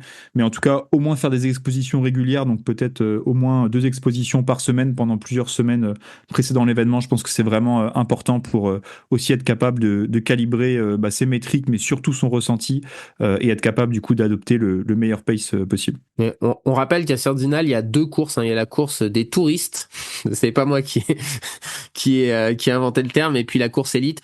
Et c'est vrai que sur le plan de la chaleur, la course élite aujourd'hui a été décalée quand même en fin de matinée, avec un départ qui est souvent à 11h ou 11h30. Donc c'est vrai qu'aujourd'hui la composante chaleur, moi quand j'ai commencé ma carrière, il me semble le départ était plus à 9h ou 9h30. Bon, il faisait déjà chaud, mais là c'est encore un step au-dessus, et clairement pour dès qu'on prépare de toute façon des courses, à mon avis, en été, quand même il y a vraiment ce focus durant l'été d'aller quand même s'entraîner quand on peut sur les heures chaudes de la journée. En plus, pas du home trainer, et des autres manières de faire du hit training, mais ça paraît super important. Et puis ça a aussi des effets, on le sait, pour améliorer les capacités aussi en altitude. Donc voilà, vraiment ce travail. Et tu l'as dit quand même, vraiment, je pense, moi j'ai pas beaucoup coaché des gens, parce que c'est vrai que c'est pas une course, enfin, de mon point de vue, très populaire. C'est vraiment la course un peu phare des top coureurs, des élites, mais je sais pas si c'est toujours le rêve des gens qui ont un niveau un peu plus inférieur. Mais c'est vrai qu'il y a un vrai focus de marche, parce que moi j'ai fait la course à plusieurs reprises. Enfin, déjà pour un athlète de mon niveau, c'est pas si facile de courir dans la première bosse. Donc autant vous dire que quand on a 5 ou 700 de quota, entre 5 et 700 de cotation ITRA, en fait faut même pas se poser la question, il faut marcher, et c'est vraiment après qu'il faudra essayer de courir le plus vite possible, parce que pour le coup c'est quand même une course très roulante après ce passage-là. Et on passe à l'UTMB. Très rapidement, moi je crois que déjà c'est pas vraiment un projet annuel. Je pense que si on veut parler de top performance annuelle, de performance personnelle, pardon, faut vraiment construire ses précédentes saisons, quel que soit son niveau, dans le but de devenir un coureur de 100 miles. Perso, moi je crois beaucoup au fait de cumuler des semaines importantes à certaines périodes. Quand c'est possible, je pense vraiment qu'une planification hivernale, ce serait plutôt de cumuler beaucoup de volume à basse intensité, à ski, idéalement. Bon, je sais que ça concerne une minorité de gens, tout en gardant quand même à l'idée un entretien des qualités sur le haut des specs d'intensité. Le choix, là, je le laisse un peu en fonction des gens, mais que ce soit à pied, sur le home trainer, et pourquoi pas en ski. Je pense vraiment que le ski alpinisme, c'est beaucoup utilisé à basse intensité, mais quand on peut encore en faire en intensité, je pense que c'est encore un gain supplémentaire. Par contre, si on peut pas skier, moi je pense qu'on peut adopter une approche un peu plus traditionnelle, et puis on cumulera un peu plus de volume au printemps, avec le vélo notamment. Puis ensuite, ben, faut vraiment, de mon point de vue, orienter sa planification vers une augmentation progressive de la charge mécanique, pour être, voilà. Alors bon, là, on parle de coureurs peut-être un peu plus expérimentés, mais pouvoir concevoir une reco entière, ou en tout cas une bonne partie de la reco en 3-4 jours, voire un peu plus, selon son niveau. Et ça, c'est vraiment, pour moi, l'aspect je vais dire mécanique entre guillemets, c'est peut-être pas le bon terme Théo, mais la capacité à tolérer la distance mécaniquement, c'est vraiment un facteur de performance en ultra beaucoup plus marqué à mon sens que sur d'autres formats où on a des pensées un peu plus physio. Bon, l'UTMB, oui, c'est sûr que quand après on joue devant, faut essayer d'être le plus fort possible, mais en premier lieu, faut être capable de boucler le parcours. Et pour la plupart des gens, c'est un vrai défi, hein, parce qu'on rappelle que voilà, t'as parlé de la gagne en 20 heures, le temps médian, j'ai regardé récemment, il était à 40h30 en 2025, donc c'est une course qui pour beaucoup de gens se déroule pas très très loin des barrières horaires, et ça démontre à quel point c'est quand même dur et exigeant de terminer un UTMB. Et moi, je pense que dans la préparation, il faut au moins faire un format de 80. Plutôt d'expérience pas trop tard dans la saison pour pouvoir bien récupérer de cet événement, puis refaire la prépa spécifique qui a lieu l'été. Pas trop tard dans l'été. C'est vraiment, je pense qu'il faut essayer de plutôt construire sa base, et puis une fois qu'elle est construite, de surfer un petit peu avec des rappels plutôt que vouloir pousser la prépa trop loin et puis avoir pas le temps de récupérer avant la course. Yes, bah du coup moi pour compléter un petit peu ce que tu as dit Nico, enfin du coup c'est une anecdote qui m'avait vraiment marqué. Je crois que c'était un podcast de Hugo Ferrari le Duc où c'était Patrick qui était interviewé, Patrick Bringer, et il disait une date clé pour mettre la dernière compétition, c'était fin juin. Ça m'avait vraiment marqué, j'avais trouvé ça hyper pertinent, et je pense que il a dû en voir passer plus d'un de ces athlètes sur l'UTMB. Et du coup, en gros, il disait, voilà, la dernière grosse course de prépa, c'est le dernier week-end de juin, donc ça peut être 90 du Mont Blanc ou un Lavaredo de manière assez classique, et que sûrement les compétitions qui étaient durant le mois de juillet, c'était sûrement un petit peu trop tard, parce qu'en fait, bah, faut le temps de récupérer d'un format 100 km, puis il faut se réentraîner. Et du coup, bah, par exemple, il y a aussi beaucoup de gens qui tentent le format UT4M Challenge, ça se discute un petit peu, donc pour ceux qui connaissent pas, c'est un enchaînement de 4 jours où c'est 40, le lendemain 50, le surlendemain 50, et le dernier jour c'est 40 bornes à nouveau, donc ça fait 180 et 11 ou 12 000 d'affilée, donc c'est quand même assez conséquent, et ça c'est un gros mois avant la compétition. Et du coup un format assez classique que moi je propose à des athlètes qui font l'UTMB, c'est un format 50-60 km au printemps, fin juin un format 100 km en montagne. Par exemple là j'ai un athlète qui a été déçu du tirage au 90 du Mont Blanc, donc on est parti sur la montagnarde, c'est le 7 juillet, c'est une semaine plus tard. Et puis un gros week-end choc sûrement fin juillet ou début août. Dans les autres conseils qui étaient aussi intéressants, je pense, c'était de faire une reco d'au moins une partie du parcours, pas forcément tout, mais au moins une partie. C'est une course qui est assez facile à repérer. C'est sur la trace essentiellement du Tour du Mont Blanc, donc il y a pas mal de refuges. C'est quand même très bien balisé. Et puis l'avantage de faire des longs blocs comme ça, c'est de vraiment travailler la marche. Sur l'ultra, on est vraiment à très basse intensité, c'est de la zone 1, zone 2. Et très vite, même si on fait des sorties de 30-40 bornes, on a tendance à courir un petit peu trop lors des sorties et à des allures de déplacement un petit peu trop élevées. Donc, faut vraiment pas négliger la marche. Et l'intérêt de faire sur plusieurs jours aussi, c'est qu'on a un sac à dos qui est sûrement un petit peu plus lourd. Donc, ça nous force à ralentir. Autre point, c'était le matériel. Bon, je vais pas m'étendre là-dessus, mais faut être sûr de tester tout son matériel et d'avoir du matériel pour différentes conditions. On a bien vu sur l'édition de 2025 que ça a été rédhibitoire pour certains athlètes, même certains athlètes élites qui ont eu des hypothermies sur la première nuit. Et puis un point qui me paraissait vraiment hyper important, Nico, tu le disais, que le temps médian c'était 40 heures. Le départ il est à 18 heures, donc la plupart des gens ils vont vivre un début de deuxième nuit, voire une deuxième nuit entière, et se renseigner sur le sommeil et s'entraîner en ultra et avoir un protocole défini sur le sommeil. Je trouve ça hyper intéressant. Moi j'en vois beaucoup des athlètes qui sont très bien, enfin qui sont bien préparés sur tous les plans, ils sont pas blessés, ils mangent bien, ils font le bon pace, etc. Et leur performance, elle est complètement explosée à cause d'une mauvaise gestion du sommeil. La deuxième nuit dehors, c'est quand même quelque chose d'assez particulier. Donc, je pense que c'est vraiment un aspect qu'il faut pas négliger et sur lequel il faut vraiment se renseigner et écouter ses sensations. Et puis, peut-être un dernier truc, je pense que sur un ultra, c'est aussi une capacité où il faut être capable de s'adapter à l'imprévu, et je pense que anticiper certains imprévus c'est vraiment important, notamment savoir se strapper par exemple. Je pense que ça peut sauver quelques courses pour certains. Savoir strapper un genou, une cheville, je pense que c'est vraiment primordial, et ça peut permettre d'éviter d'avoir des galères en montagne et peut-être de franchir la ligne si jamais. Ouais, tout à fait, et notamment sur le sommeil. C'est vrai que sur les coralites, c'est pas un vrai sujet, mais c'est vrai que pour les gens qui mettent le double du temps du vainqueur, il y a une vraie nécessité de, quand même de dormir un minimum. Et c'est vrai que d'avoir réfléchi à cette stratégie pour aussi peut-être la mettre aux endroits où c'est le plus confort, c'est hyper important. Allez, dernière course, les Templiers. Alors, premier conseil, souvent, j'entends souvent ça, c'est une course roulante.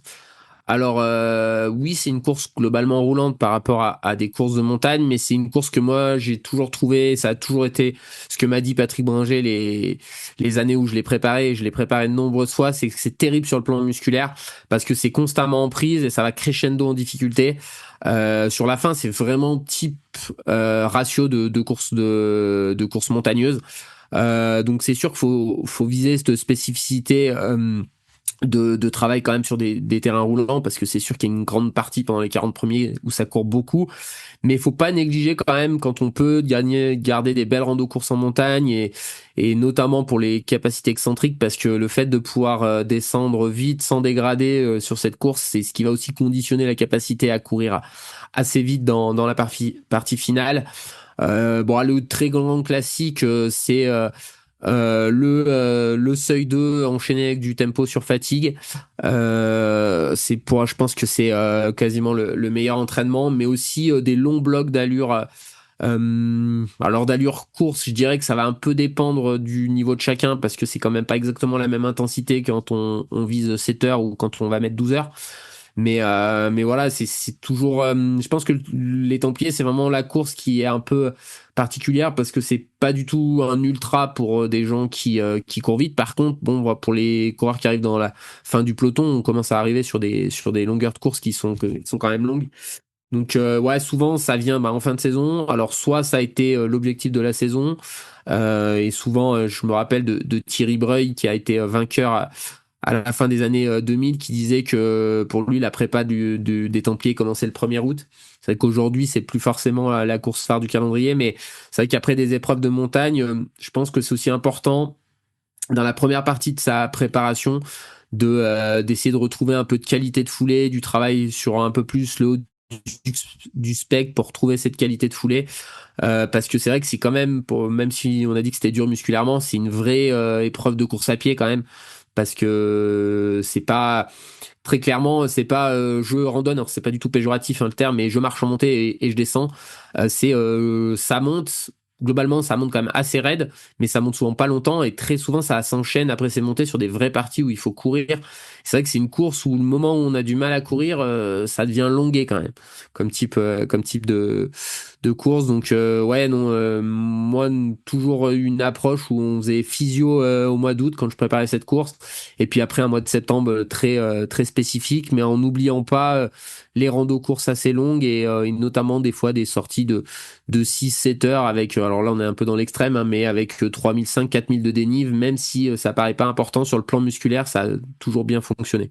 Pour compléter un petit peu ce que Nico t'a dit, bah, moi je l'ai fait du coup en 2024 et en 2025. Une année ça s'est très mal passé, une année un petit peu mieux. Et du coup ce qu'on avait fait, bah, effectivement avec mon entraîneur Pierre-Arnaud Bourguegnol, c'était après un été très montagneux, vraiment retravailler des vraies séances à plat autour de la vitesse critique ou faire des tempos assez longs. Et du coup on a fait une prépa relativement classique où en gros souvent on peut mettre une compétition qui représente 50% à 2 tiers de la distance à S-6, donc 6 semaines avant, et puis un week-end choc 3 semaines ou 2 semaines avant la course. En l'occurrence, il me semble que je l'avais fait 2 semaines avant la course et ça avait ressemblé globalement à ce que Nico a dit. Le vendredi soir, c'était 10 minutes, 8 minutes, 6 minutes, 4 minutes en tempo haut sur route vallonnée. Le samedi, on avait fait rando-course sur terrain spécifique. Petit tips, ceux qui sont dans les Alpes, le parcours du Grand Trail du Lac, donc le tour du lac du Bourget, le plus beau lac des Alpes, n'en déplaise à Annecy.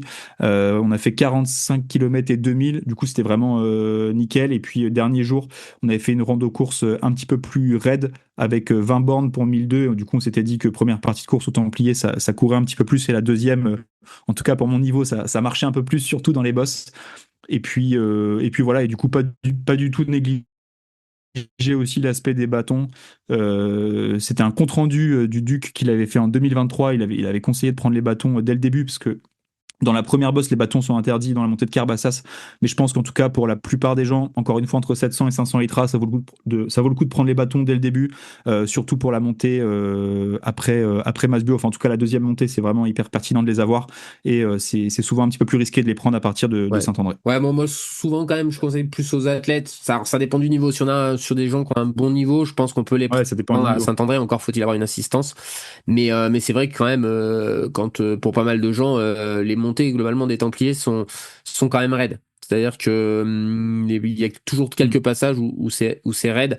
Et c'est plutôt le fait que la configuration liée au fait qu'on a des plateaux font que les montées s'enchaînent pas. Je monte, je descends, je monte, je descends, et c'est entrecoupé de parties roulantes. Mais les montées sont pas. Enfin, les gens qui m'ont tout, moi, quand on me disait c'est roulant, les Templiers, bon, quand même, à la fin, quand tu fais masse bio l'arrivée, t'as quand même pas vraiment l'impression que le roulant soit le premier terme qui te vienne à l'esprit. Je sais pas si les gars, vous vouliez rebondir sur une de ces trois prépas ou une expérience un peu perso. Bah, ouais, moi je voulais intervenir rapidement. Je trouvais ça intéressant de prendre un exemple un peu concret par rapport à ma prépa UTPMA. Donc, c'est un 114 km avec 5500 mètres de dénivelé positif. Et en gros, rapidement, moi, c'est une course que j'ai en tête depuis déjà quelques années. Donc, je trouve ça pas mal déjà de 2-3 ans en amont de commencer à se projeter sur, OK, à telle année, à telle date, je vais avoir mon premier. Pour ma part, mon premier ultra. Donc, je trouve que c'est déjà intéressant d'avoir cette démarche-là. Et puis là, moi, j'augmente les distances depuis très progressivement depuis de nombreuses années. Là, ma plus longue distance, ça a été les Templiers l'an dernier. Et je pense que c'est important de bien prendre son temps dans l'augmentation des distances pour se sentir prêt. Et je pense qu'aujourd'hui, je me sens prêt. J'ai plus peur du tout de la distance. En tout cas, 114 km, c'est plus une distance que j'appréhende. Donc, je trouve donc j'arrive avec déjà un peu plus de confiance sur mon ultra, plus que si j'étais passé de 50 à 114 directement. Et là, la saison avec mon entraîneur, donc Lilian Gouliero, on mise tous sur le 100 km avec juste un objectif intermédiaire qui aura lieu 5 semaines avant, donc la passe Tourelle sur le 60 km. Donc qui va permettre de se jauger un petit peu, de faire une belle sortie longue et aussi de faire monter la forme et de voir ce qui reste à travailler, vu qu'après il restera 5 semaines, même si c'est peu pour rajouter des cycles de développement, mais en tout cas ça permettra d'ajuster les derniers petits réglages. Et là, donc tout l'hiver, l'idée, comme je l'ai dit tout à l'heure, je bosse 35 heures en restauration, en plus du podcast qui me demande énormément de travail. Du coup, on a convenu d'un volume cible sur l'hiver, là, jusqu'à fin mars, où en gros, je dépasse très rarement les 10-11 heures d'entraînement, parce qu'on a vu que c'était suffisant par rapport à, à la fatigue que je pouvais tolérer, et c'était largement suffisant au vu de l'objectif qui sera mi-juin. Donc le but, c'est juste de faire rester régulier entre 10 et 11 heures d'entraînement. Là, on vient de passer un gros cycle d'intensité type VO2 max. Je fais une séance à ski, une séance à pied par semaine. Et puis là, on va se diriger tranquillement assez tôt, finalement, vers un développement de la zone tempo. Lui, il aime beaucoup travailler cette zone-là, puisque c'est quand même une zone qui va être assez sollicitée sur les efforts longs. Et il aime bien développer cette qualité sur des blocs assez importants. Donc, on va assez vite rentrer dans de l'allure spécifique. Et pour la majorité des gens voilà, qui ont un travail à côté, tu le dis, je crois que c'est Nico qui le disait tout à l'heure, c'est quand même bien d'identifier quelle charge on est prêt à tolérer, et vraiment pas se dire ouais, dès le mois de janvier il faut que je fasse 15-20 ans d'entraînement et surtout pas se comparer aux autres qui préparent la même course et qui n'ont pas du tout le même emploi du temps et qui potentiellement font déjà des semaines beaucoup plus importantes en termes de volume. Faut bien rester concentré sur soi, faire le volume qu'on est capable de tolérer, faire les choses bien. Et puis, il n'y a pas de raison que ça ne marche pas. Et je vais essayer quand même de mettre assez peu de dossards. Donc voilà, je vais faire une petite course de prépa là, début avril, 40 km, le 60 km début mai à S-5. Et puis après, on va laisser infuser tranquillement jusqu'à mi-juin pour être fin prêt pour mon premier Je ultra. rebondis sur ce que tu as dit, Alex. Faut jamais oublier que l'entraînement, c'est là pour générer du stress et que c'est dans la récupération qu'on assimile ce stress et qu'on crée des adaptations. Donc c'est pas tout de vouloir faire rentrer des entraînements. Si c'est au détriment du sommeil, de la récup, ça va pas apporter grand chose, si ce n'est de la fatigue, souvent aussi des déceptions parce que on va avoir l'exigence de l'entraînement sans les résultats parce qu'on n'est pas capable de l'assimiler.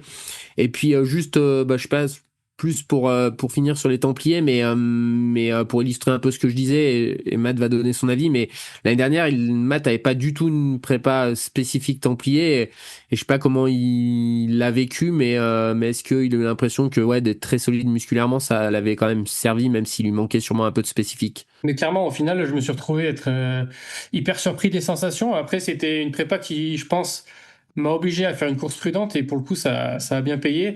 Et c'est sûr que quand on est en forme globalement, quand on est solide musculairement, au final, 2-3 séances spécifiques pour réadapter un minimum la foulée, on suffit à avoir des bonnes sensations. Donc, est-ce qu'il y a vraiment besoin de s'entraîner hyper spécifiquement? Beaucoup en amont, au final, peut-être que ça permet, peut-être que ça apporte aussi un petit peu de lassitude, un peu de fatigue et juste s'entraîner globalement, faire des heures en montagne, globalement ce que j'avais fait pour les championnats du monde. Bien sûr, quelques petites séances d'intense et tout, mais peut-être que c'est pas la peine de se préoccuper tant en amont des courses qu'on veut préparer, mais vraiment juste développer une grosse base et puis un mois avant commencer à se préoccuper de faire des choses qui vont vraiment ressembler aux stimuli qu'on va avoir en course. C'est vrai que pour le coup ça avait bien marché et juste d'être solide, d'avoir fait des heures, ça m'a permis de pas trop dégrader. J'ai quand même un petit peu payé sur la dernière montée où j'ai ralenti, mais au final pas plus que les autres coureurs. Donc c'est sûr que c'est une combinaison qui peut marcher aussi, hein. Parfait. On a fait le tour, Nico et Théo. On va faire des heures, mais on a fait le tour de l'essentiel. Je pense que pas là on mal. est bien. On va pouvoir passer à la dernière rubrique de notre épisode. Vous en avez l'habitude, les recos de la quinzaine by Uptrack. La première reco, elle est sponsorisée par notre partenaire Uptrack. Il y a une semaine est sorti sur la plateforme de vidéo le film Ma Diagonale. C'est l'histoire de Mathieu Lezo, un rugbyman amateur stoppé net dans sa carrière, qui s'est lancé le défi de terminer la Diagonale des Fous en 2025 après un an de préparation. C'est l'histoire touchante d'un père de famille porté par les siens. Disponible dès maintenant sur Uptrack et bien sûr, si vous n'avez pas encore de compte pour découvrir une bibliothèque incroyable de vidéos outdoor, profitez de notre code promo LTQA pour bénéficier de 3 mois offerts sur l'abonnement annuel. Merci de votre soutien. Théo. Alors de mon côté, je vous recommande une application qui vient tout juste d'être lancée par un pote. Donc c'est vraiment les balbutiements de l'application. Je suppose que vous connaissez tous Le Bon Coin. La plupart des gens connaîtront aussi Tinder. Et bah du coup, l'application s'appelle FlipUp. C'est le mix de ces deux applications. C'est une application de troc entre particuliers. C'est 100% gratuit et c'est assez simple à utiliser. Si vous avez des objets qui traînent, vous les mettez sur l'appli. Si vous avez des objets qui vous plaisent aux alentours de chez vous, et ben il vous suffit de liker cet objet. S'il y a un match commun, ça ouvre un chat. Vous pouvez organiser l'échange. Ce qui est important par contre, c'est que pour l'instant, ils proposent que de la remise en main propre. Et ce que j'aime bien sur le concept, c'est que ça évite d'utiliser et d'acheter du neuf. C'est cool pour se désencombrer, pour le pouvoir d'achat et clairement aussi pour le côté écolo seconde main. L'appli, elle est toute neuve, donc ça manque encore un peu de monde et d'articles. Donc pour que ça marche, il faut la force du collectif. Donc n'hésitez pas à conseiller l'application à 2-3 potes autour de vous. Téléchargez FlipUp, swipez et faites un échange en main propre. Nico, moi j'ai pas bossé, mais je vois que le chien de Théo s'impatiente, donc ça permettra d'écourter le podcast. C'est l'heure de la promenade. Mathieu, ta reco. J'ai une petite recommandation lecture digitale. Ça se passe du côté du blog du GOAT du trail, Kylian Jornet, qui nous a dressé sa vision de l'évolution de notre sport sur 2026 dans un nouvel article très complet. Ça prend un petit peu de temps la lecture, mais je pense que ça vaut le coup de travailler un petit peu sa culture trail et sa réflexion. Il pose beaucoup de questions. Il donne pas beaucoup de réponses, mais il a tout un tas de réflexions ultra pertinentes autour du sponsoring, de l'olympisme, de la mort des parcours techniques, aussi du dopage, des tendances d'entraînement, des médias dans le trail. Donc ça n'était pas approuvé, mais Kylian n'est pas seulement un animal sur les sentiers, c'est aussi une tête extrêmement bien faite qui réfléchit pour le sport dans sa globalité. Donc bonne lecture à tous.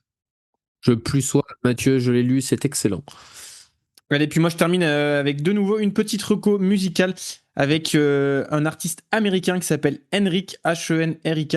C'est un artiste qui vient du New Jersey aux ambiances pop et folk. Voilà, vous prenez un paysage magnifique, pour prendre un exemple banal, le Cantal. Vous êtes sur la crête entre le Puy-Marie et le Bec de l'Aigle. Coucher de soleil, léger vent d'eau, et là vous lancez Henrik. et ces magnifiques musiques. Vous êtes littéralement au paradis.